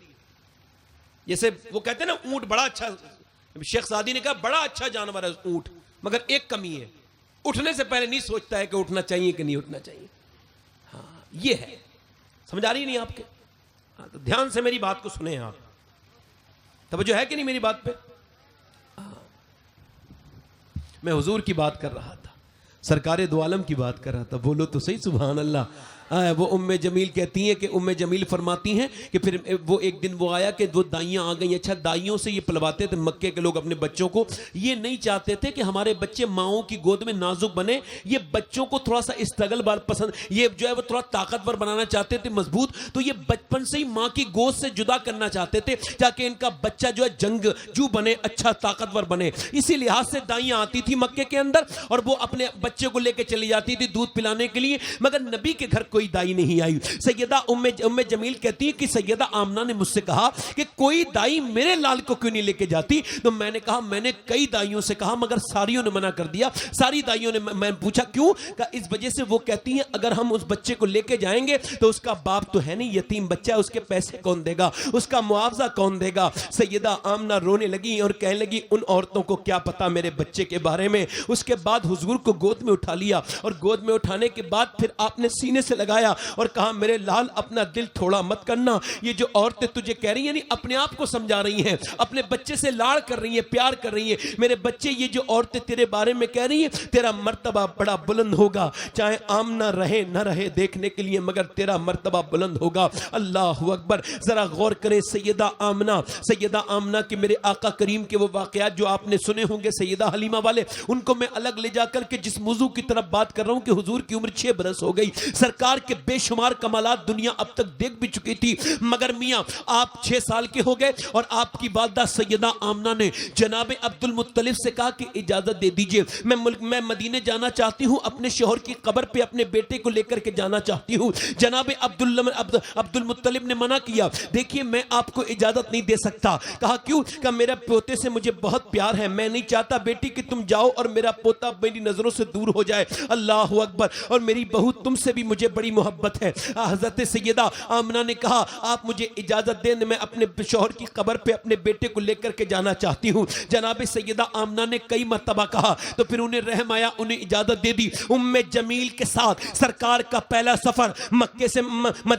मदीने से मक्के की तरफ, मक्के से मदीने की तरफ है और सरकार मदीने पहुंचते हैं। जैसे ही मदीने की गलियों में मेरे नबी पहुंचते हैं, अम्मिया गुदड़ियों में लाल नहीं छुपते। आपका चेहरा जब यहूदी देखते हैं, देखते ही कहते हैं हो ना हो ये अल्लाह का आखिरी नबी लगता है, इसके चेहरे में वो चीजें नजर आती हैं। मेरे नबी पाक की वालिदा हुजूर को लेकर के जाती हैं अपने वालिद के कब्र पे, और हुजूर के वालिद की कब्र पे ले जाने के बाद अल्लाह के रसूल के सर पे हाथ रखती हैं और हाथ रखने के बाद इरशाद फरमाती हैं, ए अब्दुल्ला काश आप देखते कि मक्के में बच्चे तो बहुत हैं मगर जैसा बेटा आपका है ऐसा बेटा किसी का नहीं है, काश आपकी आंखें देख लेती।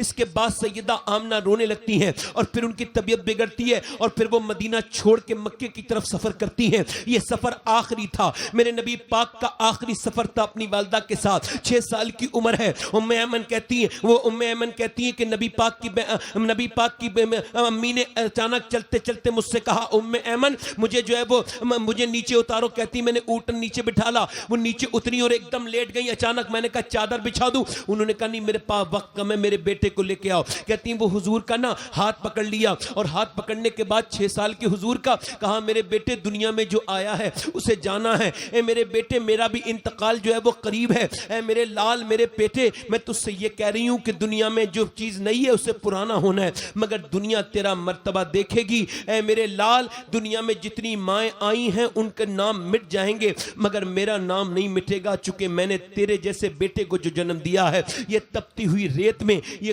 कौन है? सैयदा आमना है। ये चारों तरफ टीले हैं अव्वा के और नबी पाक अपनी माँ की करीब है। माँ ने अपने बेटे की तरफ देखा और कहा देखना उम्मे ऐमन मेरे बेटे की शान, एक दिन इसका नाम बड़ा बुलंद होगा। ये अलग बात है कि आमना उस दिन को नहीं देख पाएगी मगर मेरे बेटे का नाम बुलंद होगा। उसके बाद आखिरी नजर अपने बेटे पे डाली और सैयदा आमना का विसाल हो गया। उम्मे ऐमन कहती हुजूर अपनी माँ के हाथ को पकड़ के हिलाने लगे। जब माँ का हाथ में आवाज नहीं आई तो फिर चेहरे को आवाज दे दे के माँ माँ माँ कह के रोते थे। फरमाती है मैं नबी पाक को देखती थी तो मैं भी रोने लगती थी क्योंकि चारों तरफ अब्बा के टीले थे और कोई नहीं था। मुझे ऐसा लगता था कि जब मोहम्मद रोते थे तो फिर अब्बा के आसपास की रेत भी रोने लगी है। अल्लाह अकबर। कहती मासूम मोहम्मद का चेहरा देख करके मैं रोने लगती है। सैयदा उम्मे ऐमन कहती हैं अल्लाह अकबर। फिर मैंने हुजूर को माँ से करीब हटाना चाहा मगर हुजूर अपनी माँ का कभी हाथ कहती कभी प्यारे प्यारे हाथों से माँ के चेहरे को आवाज देते हैं। अल्लाह अकबर। हजरत उमर फरमाते हैं हजरत उमर फरमाते हैं कि मदीने से मक्के 75,000 सहाबा 65,000 तकरीबन सहाबा के साथ हज करने के लिए आ रहे थे। फरमाते चलते चलते एक जगह हुजूर बैठ गए और बैठने के बाद दोनों पांव ऊपर किए और रोने लगे। कहते मैं करीब गया तो मैंने देखा सारे सहाबा रो रहे थे। मैं आगे बढ़ के अर्ज करने लगा हुजूर मेरे माँ बाप कुर्बान हो जाएं, आप क्यों रोते हैं? ये कौन सी जगह आप रो रहे हैं? ऐ मेरे आका उमर अपनी जान कुर्बान कर देगा आपके ऊपर, आप रो क्यों रहे हैं? हजरत उमर कहते हैं हुजूर ने मेरी तरफ देखा, जब चेहरा उठाया तो पूरी आंखें सूजी हुई थी। मैंने कहा हुजूर आप क्यों रो रहे हैं? तो आप फरमाते हैं अल्लाह अकबर। आप फरमाते थे उमर तूने देखा नहीं मेरी माँ आमना की कब्र आ गई है। अल्लाह अकबर। कितने साल के बाद? 55 साल के बाद। कितनी उम्र हुजूर की हो चुकी? 61 साल की उम्र हो चुकी है और कहाँ आके रो रहे? अपनी माँ की कब्र पे आके रो रहे। हजरत उमर कहते हैं इतना मैंने रोते हुए हुजूर को कभी नहीं देखा। फरमाने लगे उमर मैं 6 साल का था था जब यहीं पर यतीम हुआ था। उम्मे अल्लाह अकबर, आज हमारी माएँ, आज देखें आप घरों में हैं, हम उनसे बात नहीं करते, उनसे मोहब्बत नहीं करते, माओं पे जुल्म करते हैं। जिनकी माएँ नहीं हैं वो तो अपनी माओं की कब्र पे जा जा के रोते हैं। ठंडी मिट्टी से मिल के रोने का क्या फायदा है? कभी अपने बाप के सीने से लग के रो, कभी अपने माँ के कदमों को चूम के रो। हमारे क्या हाथ चूमता है? हाथ चूमने हैं तो अपनी माँ के चूम, अपने बाप के चूम। क्योंकि दुनिया में सबसे ज्यादा एहतराम के लायक जो लोग हैं वो वही है तुम्हारे माँ बाप। उनका एहतराम करो, उनका एहतराम तुम्हें अल्लाह तक लेकर के जाएगा, उसके रसूल तक लेकर के जाएगा। अभी कुछ दिनों पहले मैंने एक औरत का नमाज जनाजा पढ़ाया तो एक साहब बोले, सैयद साहब दुआ कर दो ये औरत बख्शी जाए। मैंने कहा मैं तो दुआ करता हूं, कहना इसके लिए बिलखुसूस कर दो। मैंने कहा क्यों? कहने लगे इसने बड़ा दर्द सा है। मैंने कहा क्या हुआ? क्या 5 बच्चों की माँ है, इसकी तबीयत बिगड़ी तो इसके एक बच्चे ने दूसरे के घर भेज दिया, दूसरे की बिगड़ी तो दूसरे ने तीसरे के घर अपनी फलों वाली रेड़ी पे डाल के इसे फेंक आया, तीसरे ने चौथे के घर और चौथे ने उठा के बहन के घर डाल दिया।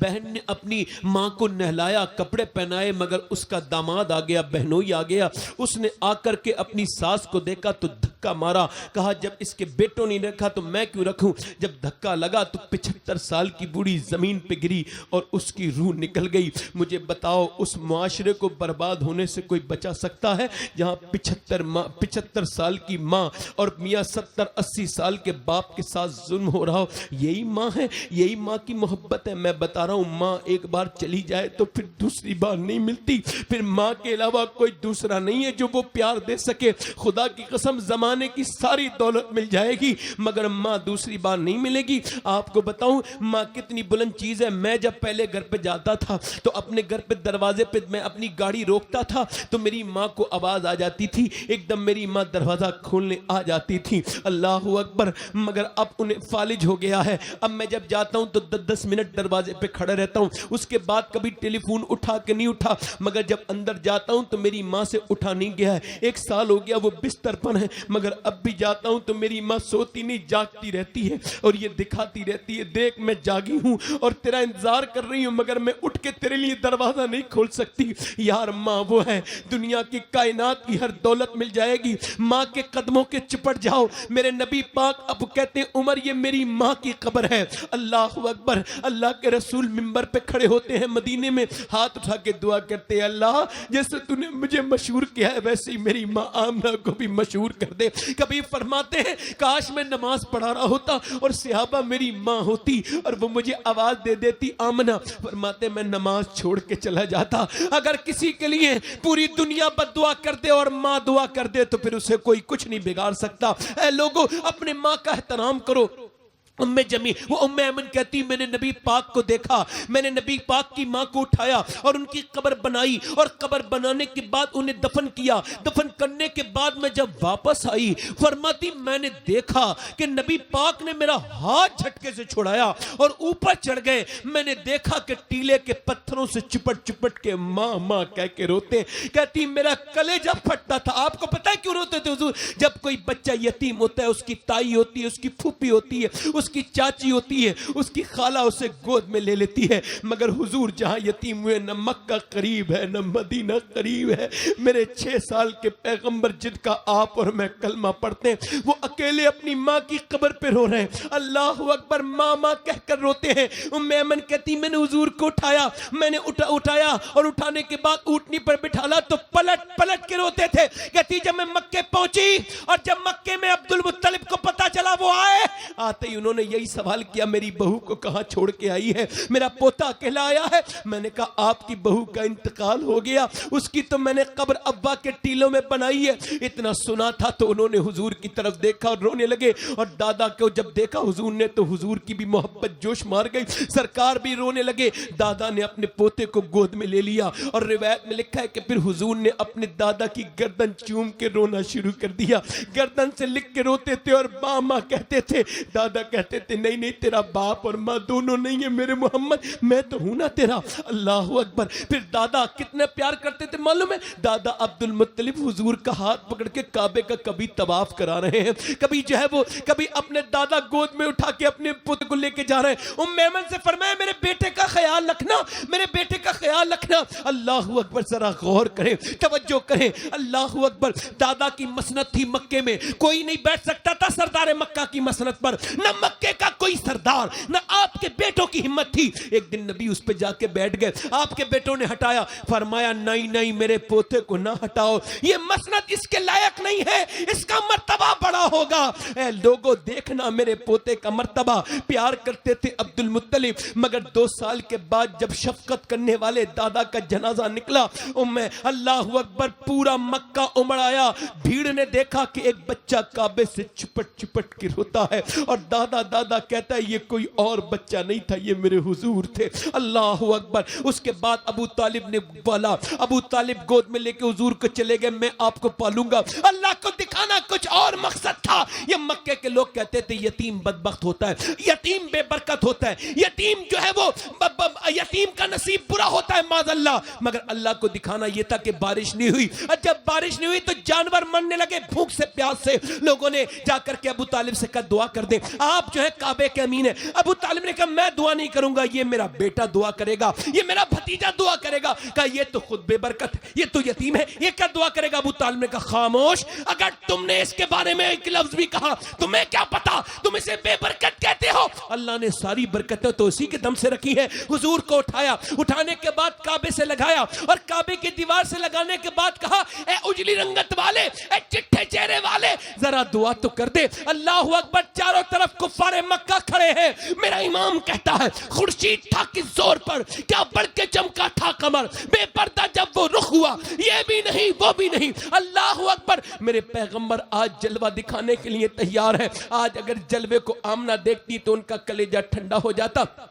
आज अगर अब्दुल्ला देख लेते तो उनकी आंखों का नूर बढ़ जाता। मगर मियां आज न दादा है, मेरे नबी चारों तरफ देखते हैं प्यासों की तरफ। उसके बाद नबी दुआ नहीं करते बल्कि इशारा फरमाते हैं। जैसे इशारा किया इतनी तेज हवाएं आई कि बादल इतना आया कि पूरा मक्का घटाओं से बिल्कुल ढक गया और अंधेरा छा गया मक्के पर। और ऐसी बारिशें हुई, ऐसी बारिश हुई कि पूरे मक्के के लोग भीगते जाते थे और कहते जाते थे मोहम्मद यतीम बन के नहीं आया बल्कि यतीमों का सहारा बन के आया है।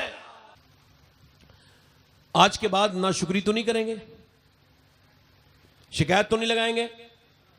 गौसुल आजम फरमाते हैं अल्लाह की शिकायत करनी है तो उससे करो जो अल्लाह से ज्यादा करीम मिले। फिर बोलूं, गौसुल आजम इरशाद फरमाते अल्लाह की शिकायत शिकवा करना है तो उससे करो जो अल्लाह से ज्यादा मेहरबान हो, और अगर नहीं है तो फिर शिकायत क्यों कर रहे हो? इससे उससे। ए भाई कहां जा रहे हो? माशाअल्लाह बड़ी इस्तिकामत है भाई यहां के लोगों में, माशाअल्लाह। माशाअल्लाह। अब एक बात करूं, मुझे जो भी 10-20 मिनट और बोलना है, 10-20 मिनट बोलना है, ज्यादा नहीं।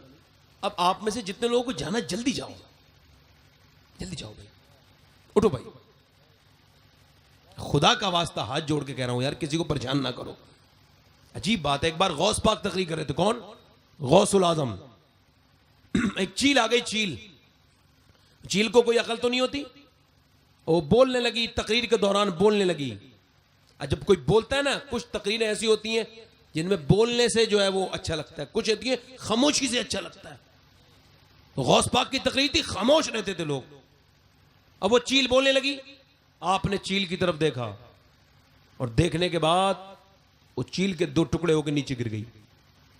आपने तकरीर के बाद चील को उठाया और उठा गिरने के बाद फरमाया, मतलब जिंदा किया और फरमाया देख मेरा नाम अब्दुल कादिर है, आज के बाद मैं जब तकरीर करूं तो आवाज मत करना, इस बार जिंदा कर रहा हूं, अगली बार जिंदा नहीं करूंगा।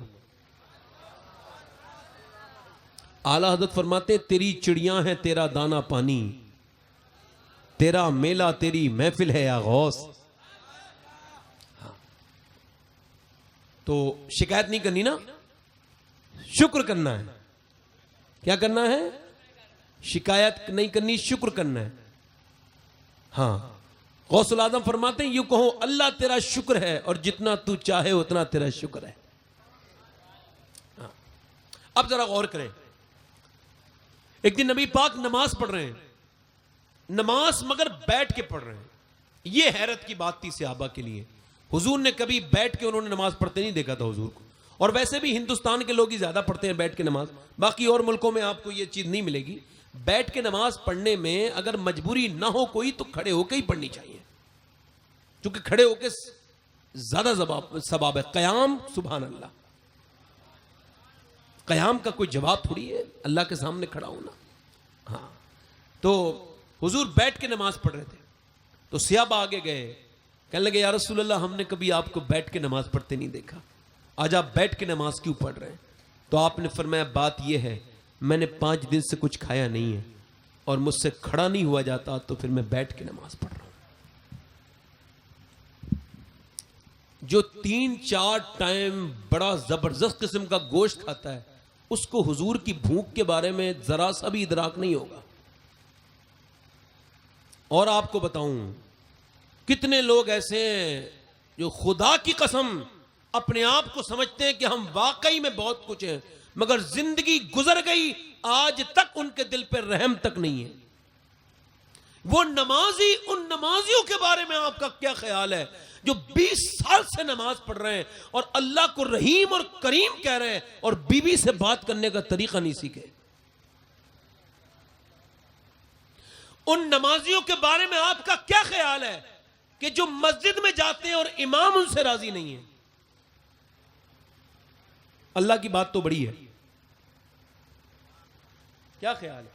अगर कोई 20 साल तक नमाज पढ़े और नमाज पढ़ते पढ़ते उसके दिल में रहम पैदा ना हो तो समझो टक्करे मार रहा है।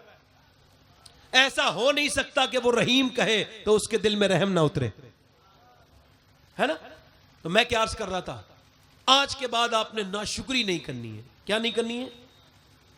और शुक्रगुजारी ऐसे करनी है कि औलाद को देख के कहो या अल्लाह तेरा शुक्र है जो तूने मुझे औलाद वाला बनाया है। तो इमाम गजाली कहते हैं फिर औलाद में बरकतें होंगी। तो पूछा साहब जब औलाद पैदा ही हो गई तो बरकतें क्या होंगी? कहते हैं अल्लाह उस औलाद को नेक बनाएगा जिस पे शुक्र अदा किया जाएगा। नेक बना देता है उस औलाद को। आजकल औलाद की तो तरबियत ही कोई नहीं होती भाई। अब तो ये तो कोई मौजू नहीं हमने सुना कभी कि भाई औलाद की तरबियत कैसे होनी चाहिए, किस वक्त उसे क्या सिखाना चाहिए। हालांकि आला हजरत ने इसे तफसील से लिखा है कि किस उम्र में क्या सिखाना है, किस उम्र में क्या सिखाना है ना? जब तक मां के अंदर पैदा नहीं होगी मोहब्बत, बाप के अंदर नहीं होगी, औलाद के अंदर नहीं हो सकती। मां नेक नहीं होगी बच्चे नेक, बाप नहीं होगा तो बच्चे नेक। अरे बोलो तो सही, नहीं होंगे ना? है एक बार इमाम हुसैन की तकरीर हो रही थी हैदराबाद दक्कन में, इमाम अली मकाम का जलसा था। गैर मुस्लिम एक औरत आ गई, डीएम और डीएम आने के बाद जिला अधिकारी। अब वो आई, आने के बाद उसने माइक लिया और कहा मुसलमानों एक सवाल करना चाहती हूँ। मैं नेल्सन मंडेला की वजह से जानती हूँ हुसैन को और हुसैन से मोहब्बत रखती हूँ, अकीदत रखती हूँ, उनसे मैं आस्था रखती हूँ, मगर तुमसे सवाल ये करने आई हूँ कि ये बताओ 1400 बरस हो गए, दूसरा हुसैन मुसलमानों में क्यों नहीं पैदा हुआ?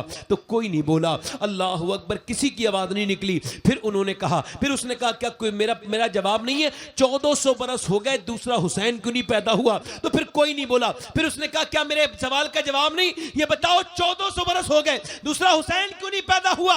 तुम्हारी कौम पर कितने जुल्म हो रहे और कितनी पस्ती की तरफ जा रही तुम्हारी कौम, ये बताओ हुसैन क्यों नहीं पैदा हुआ? तो एक बूढ़ा शख्स बीच में से खड़ा हुआ मजमे में से और कहने लगा मेरी बेटी क्यों जलील करने आई है? सुन, हुसैन तो पैदा हो जाता मगर दुनिया में दूसरी फातिमा ही नहीं आई।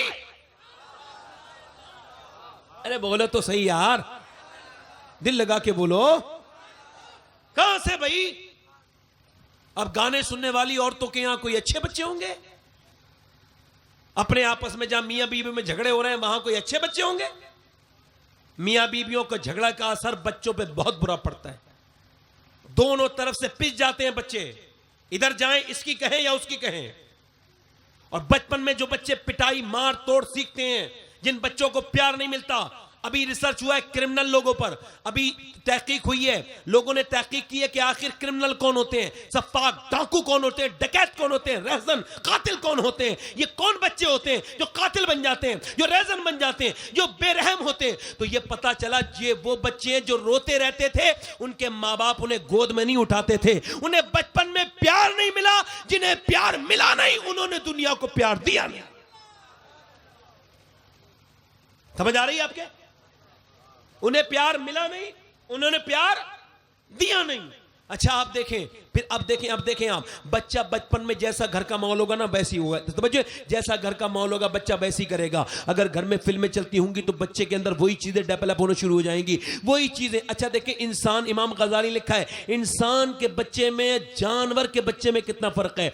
जानवर का बच्चा पैदा होते ही अपनी मां के पास जाके दूध पीना शुरू कर देता है, बोलो है नहीं? मगर इंसान का बच्चा जरा देखें आप, बचपन से पूछता रहता है, बड़ा होता है 7 साल तक पूछता है ये गाड़ी क्यों चलती है, ये चील कहां से आती है, ये खाना कहां का आता है। बोलो बच्चे पूछते हैं, छोटे छोटे सवाल करते हैं मां बाप से, ये पूछते नहीं पूछते अब्बा ये कैसे आता है, ये कहां जा रहा है, पूछते सवाल नहीं। मगर 7 साल के बाद नहीं पूछते, क्यों? अब पहले तो ये समझ लीजिए क्यों नहीं पूछते, इस वजह से कि आपको बताऊं, इमाम गजाली लिखा है बच्चे पूरी जिंदगी जो हम लोग जी रहे हैं ना, मैं आप ये सब जितने भी लोग जी रहे हैं ना, अपने 7 साल की बनाई हुई जिंदगी जी रहे हैं। जो भी हमें मिल गया हम उसी चीज को जी रहे हैं। जितने खौफ हमें दुनिया में मिल गए उतने खौफ हमें मां बाप ने दे दिए, आज भी खौफ है। देखिए भूत से डर हर आदमी को लगता है, लगता नहीं लगता है? क्यों? चूंकि अम्मी ने डरा दिया था। मगर जहां भूत से नहीं डराया जाता वहां बच्चे नहीं डरते। मां जैसा सिखा दे बच्चा वैसे ही बन के दिखा देता है। आप देखें जरा, मैं आपसे तवज्जो कर रहा हूं, मेरी बात पर गौर करना। आप देखें जरा, तवज्जो करें। इमाम गजाली फरमाते हैं कि बच्चे को बिगाड़ता कौन है? मां बाप। कैसे? बच्चे को आपने देखा होगा 99% मौलवी उलमा अपने मां बाप के फर्मा बरदार होते हैं, फर्मा बरदार इताशियार होते हैं। मगर 1% अगर कोई बदतरीन बदबख्त है तो उसका तो जिक्र भी नहीं करना चाहते। मगर 99% मौलवी क्यों होते हैं? अब उन्होंने ये राज से पर्दा उठाया। वो कहते हैं तुम तजर्बा करके देखना, और मैंने तजर्बा किया इमाम गजाली की बात पर, उन्होंने भी तजर्बा किया कहते हैं, और मैं भी तजर्बा किया है। अब आप भी तजर्बा करके देखना। वो कहते हैं बच्चा जब आपके गोद में हो ना, और वो 8-9 महीने का जब बोलना शुरू करे तो उससे कहना अल्लाह अल्लाह अल्लाह अल्लाह अल्लाह अल्लाह अल्लाह अल्लाह। अब बच्चा अल्लाह अल्लाह नहीं कहेगा, बच्चा कहेगा अब्बा अब्बा अब्बा। अब आप कह रहे अल्लाह अल्लाह अल्लाह, वो कह रहे अब्बा अब्बा अब्बा। इमाम गजाली कहते हैं वो कहता थोड़ी है बस, बल्कि उससे अल्लाह कहलवाता है। और बंदे तूने उसे मेरा नाम सिखाया है, मैंने इसे तेरा नाम सिखा दिया है। बोलो तो सही है? मैंने इसे, अच्छा ये देखे झूठ बोलना कौन सिखाता है? माँ बाप। कौन सिखाता है? बोलो तो सही, कौन सिखाता है? माँ बाप। कैसे सिखाते हैं ये भी सुन लीजिए, कैसे सिखाते हैं ये भी सुन लीजिए। ऐसे सिखाते हैं, बच्चा एक मिसाल के तौर पे बच्चा कमरे के अंदर है और वो छोटा है, अभी वो झूठ बोलना नहीं जानता, उससे कोई चीज टूट गई शीशे की, माँ बाप आए, किसने तोड़ी? मैंने तोड़ी। फाड़ से मारा, जोर से चपत मारा, बहुत जोर से कान पे उसके मार दिया। अब जब उसके लगा तो वो बोला क्यों बेटा? अच्छा उसे पता ही नहीं चला मुझे क्यों मारा गया। सही बताऊं, बच्चे को पता ही नहीं होता आप उसे क्यों मार रहे हो। ये भी तहकीक है। जब बच्चा छोटा होता है उसे पता नहीं होता कि क्या क्यों मार रहे हो आप उसे। और बच्चा जब जिद करे तब उसे ना समझाया करो, वरना और जिद्दी हो जाएगा। जब वो जिद करके आराम से तुम्हारे पास लेटे बैठे ना, तब उससे कहा करो बेटे तुम कर रहे थे शैतानी, वो अच्छी बात नहीं है, इंशाअल्लाह मान जाएगा बात को। बच्चे पैदा सब करना जानते हैं, पालना बहुत कम लोग जानते हैं। समझ आ रही नहीं आ रही? इस पर कोई बात क्या हो, ऐसे हुई नहीं है। अब देखें, अब बच्चे को मार दिया, अब बच्चा थोड़ा और बड़ा हुआ, फिर उससे कुछ टूट गया, फिर माँ बाप आए, किसने तोड़ा? मुझे नहीं पता, मैं नहीं तोड़ा। एक जोर से मारा, तब इतने कीमती सामान तोड़ दिया, दिखता नहीं शैतानी करता है। उसे पता ही नहीं क्यों पिट गया। अब वो बड़ा होके फिर कुछ टूट गया उससे। अब माँ बाप आके बोले किसने तोड़ा? उसने चारों तरफ देख के सोचा, बोले अगर मैंने इनसे कहा कि मैं नहीं तोड़ा, ये इस्लाम को बचाया गया है। औरत हर मोड़ पर रही है इस्लाम में। औरत का इस्लाम में कभी आयशा बन के चमकी है, कभी खदीजा बन के चमकी है, कभी राबिया बसरी बन के चमकी है। अगर इस्लाम ने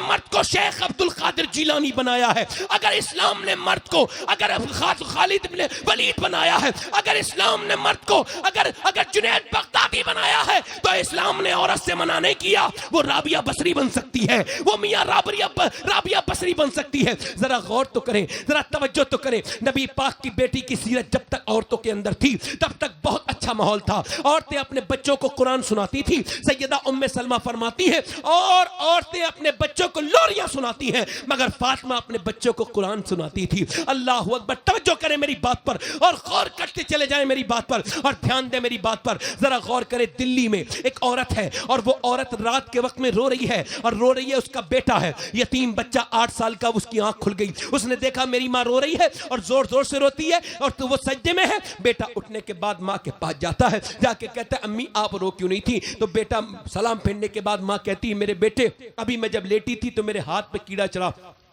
जब कीड़ा चढ़ा तो मैंने सोचा कि अनकरीब ये कीड़ा, अनकरीब मैं मरूंगी, आज तो ये कीड़ा हटा सकती हूँ, मरने के बाद मेरा जनाजा उठ के कब्र में जाएगा, अंधेरी कब्र में मुझे डाल दिया जाएगा, मेरी नाक में और मुंह में कीड़े दाखिल होंगे। अल्लाह अकबर। मेरे बेटे मैं इससे डर से रो रही हूँ। बेटे के दिल पे असर हुआ, कहने लगा अम्मा तू तो बड़ी है, मैं तो बहुत छोटा हूँ, मेरा क्या होगा? बेटे ने अपने माँ से कहा, तो माँ ने कहा बेटे अल्लाह कब्र के अजाब से महफूज करेगा, सजदे में जा। बेटा जब सजदे में जाके रोया ना, तो माँ ने सर पे हाथ रखे, बेटे को सजदे में किया, फिर खुद भी सजदे में जाके बोली मेरे मालिक यहाँ तक लाना मेरा काम था और यहाँ से आगे कबूल करना तेरा काम है। कभी रातों को उठ जाया करो, अपने छोटे छोटे बच्चों के साथ सजदे किया करो, उनके सामने रोया करो सजदों में, ताकि तुम्हारे बच्चों को आदतें पड़े। इमाम इमाम हसन कहते हैं मैंने अपने बाप अली से सजदे करने सीखे। मौला अली एक रात में 1000 रकात नमाज नफिल पढ़ते थे। अरे बोले तो यार सुभान अल्लाह, जरा जोर से बोले जरा, अल्लाह अकबर। उस औरत ने अपने बच्चे को कहा, बच्चे की उम्र बढ़ती चली गई, बढ़ती चली गई, बढ़ती चली गई, बढ़ती चली गई, बच्चे की उम्र बढ़ती चली गई। मां भी रोती थी, बेटा भी रोता था, पूरी पूरी रात बच्चे की उम्र बढ़ती चली गई। और बच्चे की जब उम्र बढ़ गई, अब उसके बाद क्या हुआ जरा तवज्जो करें। बच्चे की उम्र, बच्चा, मां का इंतकाल हो गया, बच्चे का भी इंतकाल हो गया, बच्चे का रंग दिल्ली में चढ़ा, मगर मियां जमाना बीत गया। मां के इंतकाल को कितनी रानी महारानी राजा महाराजा आए,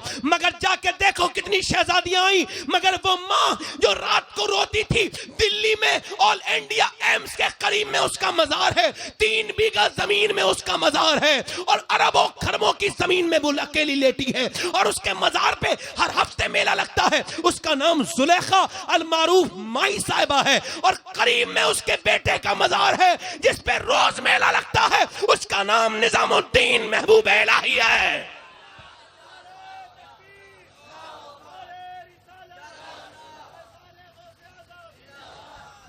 माएं नेक होती हैं तो बच्चे नेक होते हैं। और मैं आपसे भी कहता हूं नौजवानों, अपने रब से तौबा कर लो। आजकल नेट फ्री है मगर गुनाह फ्री नहीं है, बल्कि अब तो गुनाह को गुनाह नहीं समझा जाता, यह बड़ी प्रॉब्लम है। अब तो गुनाह को माज़अल्लाह गुनाह नहीं समझा जाता। कभी आपने देखा है किसी ने फेसबुक पे फिल्म देखी हो, यूट्यूब पे, और उसने कहा या अल्लाह मेरी तौबा है, मैंने ये गंदी फिल्म देख ली? इंस्टाग्राम पे आधे आधे कपड़े की औरतों को देखने के बाद आदमी के ईमान पे अगर कोई असर नहीं पड़ता तो उसका ईमान तो बहुत कमजोर हो गया। होता तो असर पड़ता ना। नौजवान नस्ल बर्बाद हो रही है, किसी को फिक्र है? क्या बात है कि आज नौजवान नस्ल बहुत तेजी से साथ उस तरफ जा रही जिस तरफ उसे नहीं जाना चाहिए था। उसका अखलाक बर्बाद हो रहा है, उसका किरदार बर्बाद हो रहा है, क्योंकि उसे अल्लाह के बारे में नहीं पता, उसने कभी सुना ही नहीं अल्लाह के बारे में। वो अल्लाह को बहुत दूर से जानता है, हालांकि करीब से जानना चाहिए था। अल्लाह कौन है? बाबा फरीदुद्दीन गंजे शकर कहते हैं, मेरे पीर कुतुबुद्दीन बख्तियार काकी ने मुझसे कहा, फलां जगह एक अल्लाह के वली हैं, जाओ उनसे मिलने जाओ। पहले वली भी वली से मिलने जाते थे, उन्हें तकब्बुर नहीं था, उन्हें तकब्बुर, हाँ, लोगों को तमीजदार बनने में बड़ा वक्त लगता है। मैं सही बता रहा हूं आपको। गालिब ने कहा था, गर्चे दुश्वार है हर काम का आसा होना, आदमी को भी मयसर नहीं इंसान होना। लोग महफिलों में बैठ जाते हैं, फालतू बातें करते हैं, इधर उधर की बात करते हैं, शर्म नहीं आती, ऐसा समझते हैं या जैसे ये बिल्कुल कि कोई महफिल ही नहीं है। खुदा की कसम, इससे बड़ी अजमत की महफिल पूरी दुनिया में कोई नहीं है। ये खुदा और रसूल की महफिल है, इसका एहतराम जरूरी है, वरना ना आया करें वो लोग जो इसका एहतराम ना करें। आला हजरत दोजानू बैठते थे हुजूर की महफिल में, दोजानू बैठते थे अदब में मिलाद के, आदमी समझते हैं कोई बरकत नहीं मिलती, बरकत तो तब मिलेगी ना जब अदब करोगे। महफिल में बैठ के इधर उधर की बात करना कौन सा मतलब है? किसी को डिस्टर्ब करना, शर्म नहीं आती? लोगों को परेशान करते हैं बेवजह में बात करते हैं। मैं आदमी को तवज्जो चाहता हूं। हजरत सैयदना बाबा फरीद कहते हैं मेरे पीर ने मुझसे कहा फला जगह अल्लाह का वली है, जाओ उससे मिलने जाओ। कहते हैं मैं लंबा सफर करके गया, ऊपर पहाड़ पे कोई अल्लाह के नेक बंदे थे। कहते जब ऊपर चढ़ाना थक गया, कहते सांस मुश्किल से आता था, मगर मुझे हैरत की इंतहा ना रही कि मैंने देखा एक गुफा है, गार के बाहर एक पांव कटा पड़ा इंसान का। कहते हैं मैं अंदर गया तो वो बुजुर्ग थे, वो खड़े हुए, उनकी भी एक पांव नहीं था। उन्होंने मुझसे कहा तेरा नाम फरीद है ना, आ जा। उन्होंने मुझे सीने लगाया, बड़ी बरकतें दी, मुझे तरक्की दी तरीकत में। फिर मैंने जब उनसे रुखसत किया हुआ तो मैंने पूछा हुजूर एक सवाल पूछना चाहता हूं, अगर आपको बुरा ना लगे। कहा बोलो क्या सवाल है? कहा सवाल यह है कि एक पांव बाहर पड़ा है, एक पांव आपका नहीं है, बस। कह लगे ये गुनाह का जिक्र भी गुनाह है, मैं नहीं बताऊंगा। मैंने कहा हुजूर बता दें, एक पांव आपका बाहर पड़ा है, एक पांव बाहर पड़ा, एक पांव आपका नहीं है। कह लगे नहीं बताऊंगा, चोरी का मैं जिक्र भी नहीं करता इस बात का। मैंने कहा हुजूर बता दें, मैं बड़ा लंबा सफर कर गया हूं, अल्लाह का वास्ता। अल्लाह का नाम लिया ना, तड़प गए। कह लगे यार तू पूछता है तो बताता हूं। या बारिश बड़ी तेज हुई थी, मैं मुझ पे कोई कंबल उम्बल नहीं था कि मैं रुक जाता इस गार में। कहते बारिश तेज हुई, मुझे ठंड लगने लगी, और जब धूप निकली ना कुछ दिनों के बाद, तो मैं धूप में सिकने के लिए अपने गार के दहाने पे आया। कहते मैंने देखा जब धूप में मैं सिकता था तो मैंने देखा कि अभी अचानक एक लड़की सामने से गुजरी, बड़ी हसीन थी, बड़ी दिल फरेब थी, उसके रुखसार बड़े खूबसूरत थे। कहते मैंने उसे देखा तो बस देखते ही रह गया। और मुजद्दिद अल्फिसानी फरमाते हैं जिना की तारीफ यह है, आंखें देखती हैं, दिल पसंद करता है, और शर्मगाह इस फेले बद को कर जाती है। ये तारीफ है। जिना के करीब भी मत जाओ, मतलब देखो तक नहीं। वो कहते हैं जब मैंने उस लड़की को देखा, देखते ही ना, कहते हैं मैंने अगना पांव आगे बढ़ाया। कहते हैं जैसी पांव आगे बढ़ाया ना, वैसे ही हवा में था मेरा पांव, मुअल्लक था हवा में। तो कहते हैं अभी मैंने नीचे नहीं रखा था पांव, आगे बढ़ाया था उसकी तरफ के, एकदम हातिफे गैब से आवाज आई, तू मोहब्बत के वादे हमारे साथ करता है, यारी के दावे हमारे साथ करता है, और जाता किसी और के पीछे। गैब से आवाज आ गई। मैंने कहा मेरे मालिक, मैं तो तुझे बहुत दूर समझता था, मगर तू कितना करीब है कि मैंने पांव उठाया है तो तेरी आवाज आ गई है। यारी पे हरफ आ गया।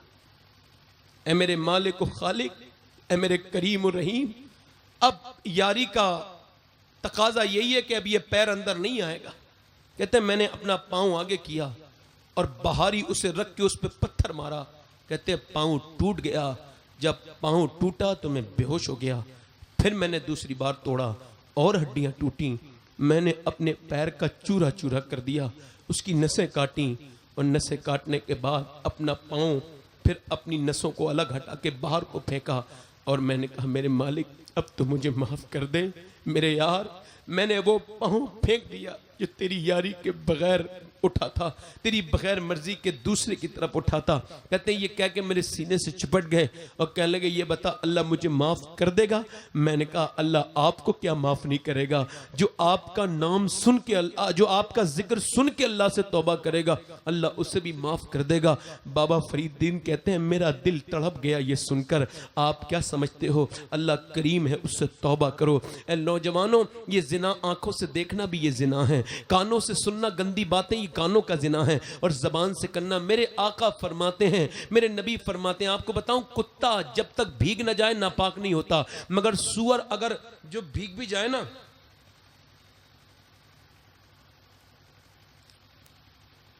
अगर सुअर जो है ना वो भीग भी बगैर भीगा हो तब भी नापाक है, और भीग जाए तब भी नापाक है। समझ रहे हैं? तो देखें हुजूर फरमाते हैं भीगे हुए सुअर से लग जाना इतना जो है वो नापाक नहीं है जितना कि एक गैर महरम औरत से जिस्म का लग जाना है। तो नौजवानों अपने रब से तौबा कर लो, अपने रब को राजी कर लो, परवरदिगार से तौबा करो, उससे कहो मालिक हमें माफ़ कर दे, हम तेरी बारगाह में तौबा करते हैं। अल्लाह ताला आपकी तौबा को कबूल फरमाएगा, है ना। मैं ख़त्म ही कर रहा था, ये पर्चा देने की ज़रूरत नहीं थी। तवज्जो नहीं, आप में कितने लोग ऐसे हैं जो हुजूर के नाम पर गर्दन कटा देंगे? हाथ उठा के बताएं, हाथ उठा के बताएं, नीचे हाथ कर लें। जो गर्दन कट सकता है वो हाथ उठा ले, ऊपर हाथ उठाए। नीचे हाथ कर लें। जो गर्दन कड़ा सकता है वो कुछ भी कर सकता है ना, कुछ भी कर सकता है ना। अब एक दूसरे की तरफ ना देखें, हुजूर आपको देख रहे हैं, अल्लाह देख रहा है। कितने लोग ऐसे हैं, एक दूसरे की तरफ मत देखना। कितने लोग ऐसे हैं जो गर्दन भी कटा देंगे और आज से हुजूर के नाम पे दाढ़ी भी रखा लेंगे। इस महफिल में खड़े हो जाएं, खड़े हो जाएं, दाढ़ी रखाने वाले खड़े हो जाएं। एक खड़े हो जाओ, जो आज से कभी दाढ़ी ना मुड़ाएं वो खड़े हो जाएं। 100 शहीदों का सवाब है। बेटे तुम्हारे आ जाए तो रखा लेना, आप खड़े रहना, बैठना नहीं। 1 2 3 4 5 6 7 8, 2 लोग और इमाम हुसैन की 10वीं हो जाएगी। 100 शहीदों का सवाब है। उलमा कहते हैं जो अपने चेहरे पे उस तरह चलवाता है, नबी के सीने पे उस तरह चलवाता है कोई और आशिक रसूल? 9 हो गए, 100 शहीदों का सवाब। एक और कोई आशिक है, कोई दीवाना है जो खड़ा हो जाए सुभान अल्लाह, और जो अपना चेहरा हुजूर के सामने लेके जाए कब्र में तो कहे या रसूलल्लाह मैं सुन्नत रखा के आया हूं, मुझे कबूल कर लीजिए मेरे आका। 1 2 3, ये कब्र में सुन्नत साथ जाएगी, ये दाढ़ी वाली। सुभान अल्लाह। 1 2 3 4 5 6 7 8 9। एक और कोई आशिक है दीवाना इमाम हुसैन का तो खड़ा हो जाए। एक बार और कहता हूं, कोई है किसी की छोटी दाढ़ी हो ना, ये दाढ़ी मुंडाना और कटाना एक ही बराबर है, पूरी होनी चाहिए। किसी की छोटी हो वो भी खड़ा हो जाए। लोग समझते हैं दाढ़ी मुंडा के बंदा खूबसूरत होता है। अभी कुछ दिनों पहले बरेली से जब जनाजा निकला था ना एक, तो गैर मुस्लिमों ने देख के कहा था बरेली का अख्तर रजा इतना खूबसूरत है तो फिर बगदाद के गौसे आजम कितने खूबसूरत होंगे। है कोई और आशिक रसूल? चलो ठीक है, 9 लोग दाढ़ी रखाएंगे। मेरे साथ कहो इंशाअल्लाह आज के बाद न दाढ़ी कटेगी ना मुड़ेगी। इंशाअल्लाह बैठ जाए। इंशाअल्लाह नमाज की पाबंदी करेंगे। इंशाअल्लाह हाथ उठा के बताएं, इंशाअल्लाह नमाज की पाबंदी करेंगे। इंशाअल्लाह इंशाअल्लाह नमाज की पाबंदी करेंगे इंशाअल्लाह, है ना। हमेशा मसलक आला हजरत पे कायम रहेंगे। जोर से कहें इंशाअल्लाह। अल्लाह ताला आपको सलामत रखे। मुझसे कहने में सुनने में गलती हो गई हो, अल्लाह मुझे माफ़ फरमाए। एक बार जनरेटर बंद हुआ और भी मैं कई बार डिस्टर्ब हुआ, अल्लाह ताला मुझे माफ़ फरमाए। तौबा कर लें। अस्तगफिरुल्लाह रब्बी मिन कुल्लि ज़ंबिन व अतूबु इलैह। पढ़ लीजिए ला इलाहा इल्लल्लाहु मुहम्मदुर रसूलुल्लाह। मेरी ज़िंदगी का मकसद तेरे दी की सरफराजी, मैं इसीलिए मुसलमान, मैं इसलिए नमाजी। इस्लाम जिंदाबाद, मसलक आला हजरत पाइंदाबाद। किसी को तकरीर करने के लिए बुलाया करो तो या तो उसे टाइम लिख के दिया करो, बीच में पर्चा देने का मतलब समझ में नहीं आता।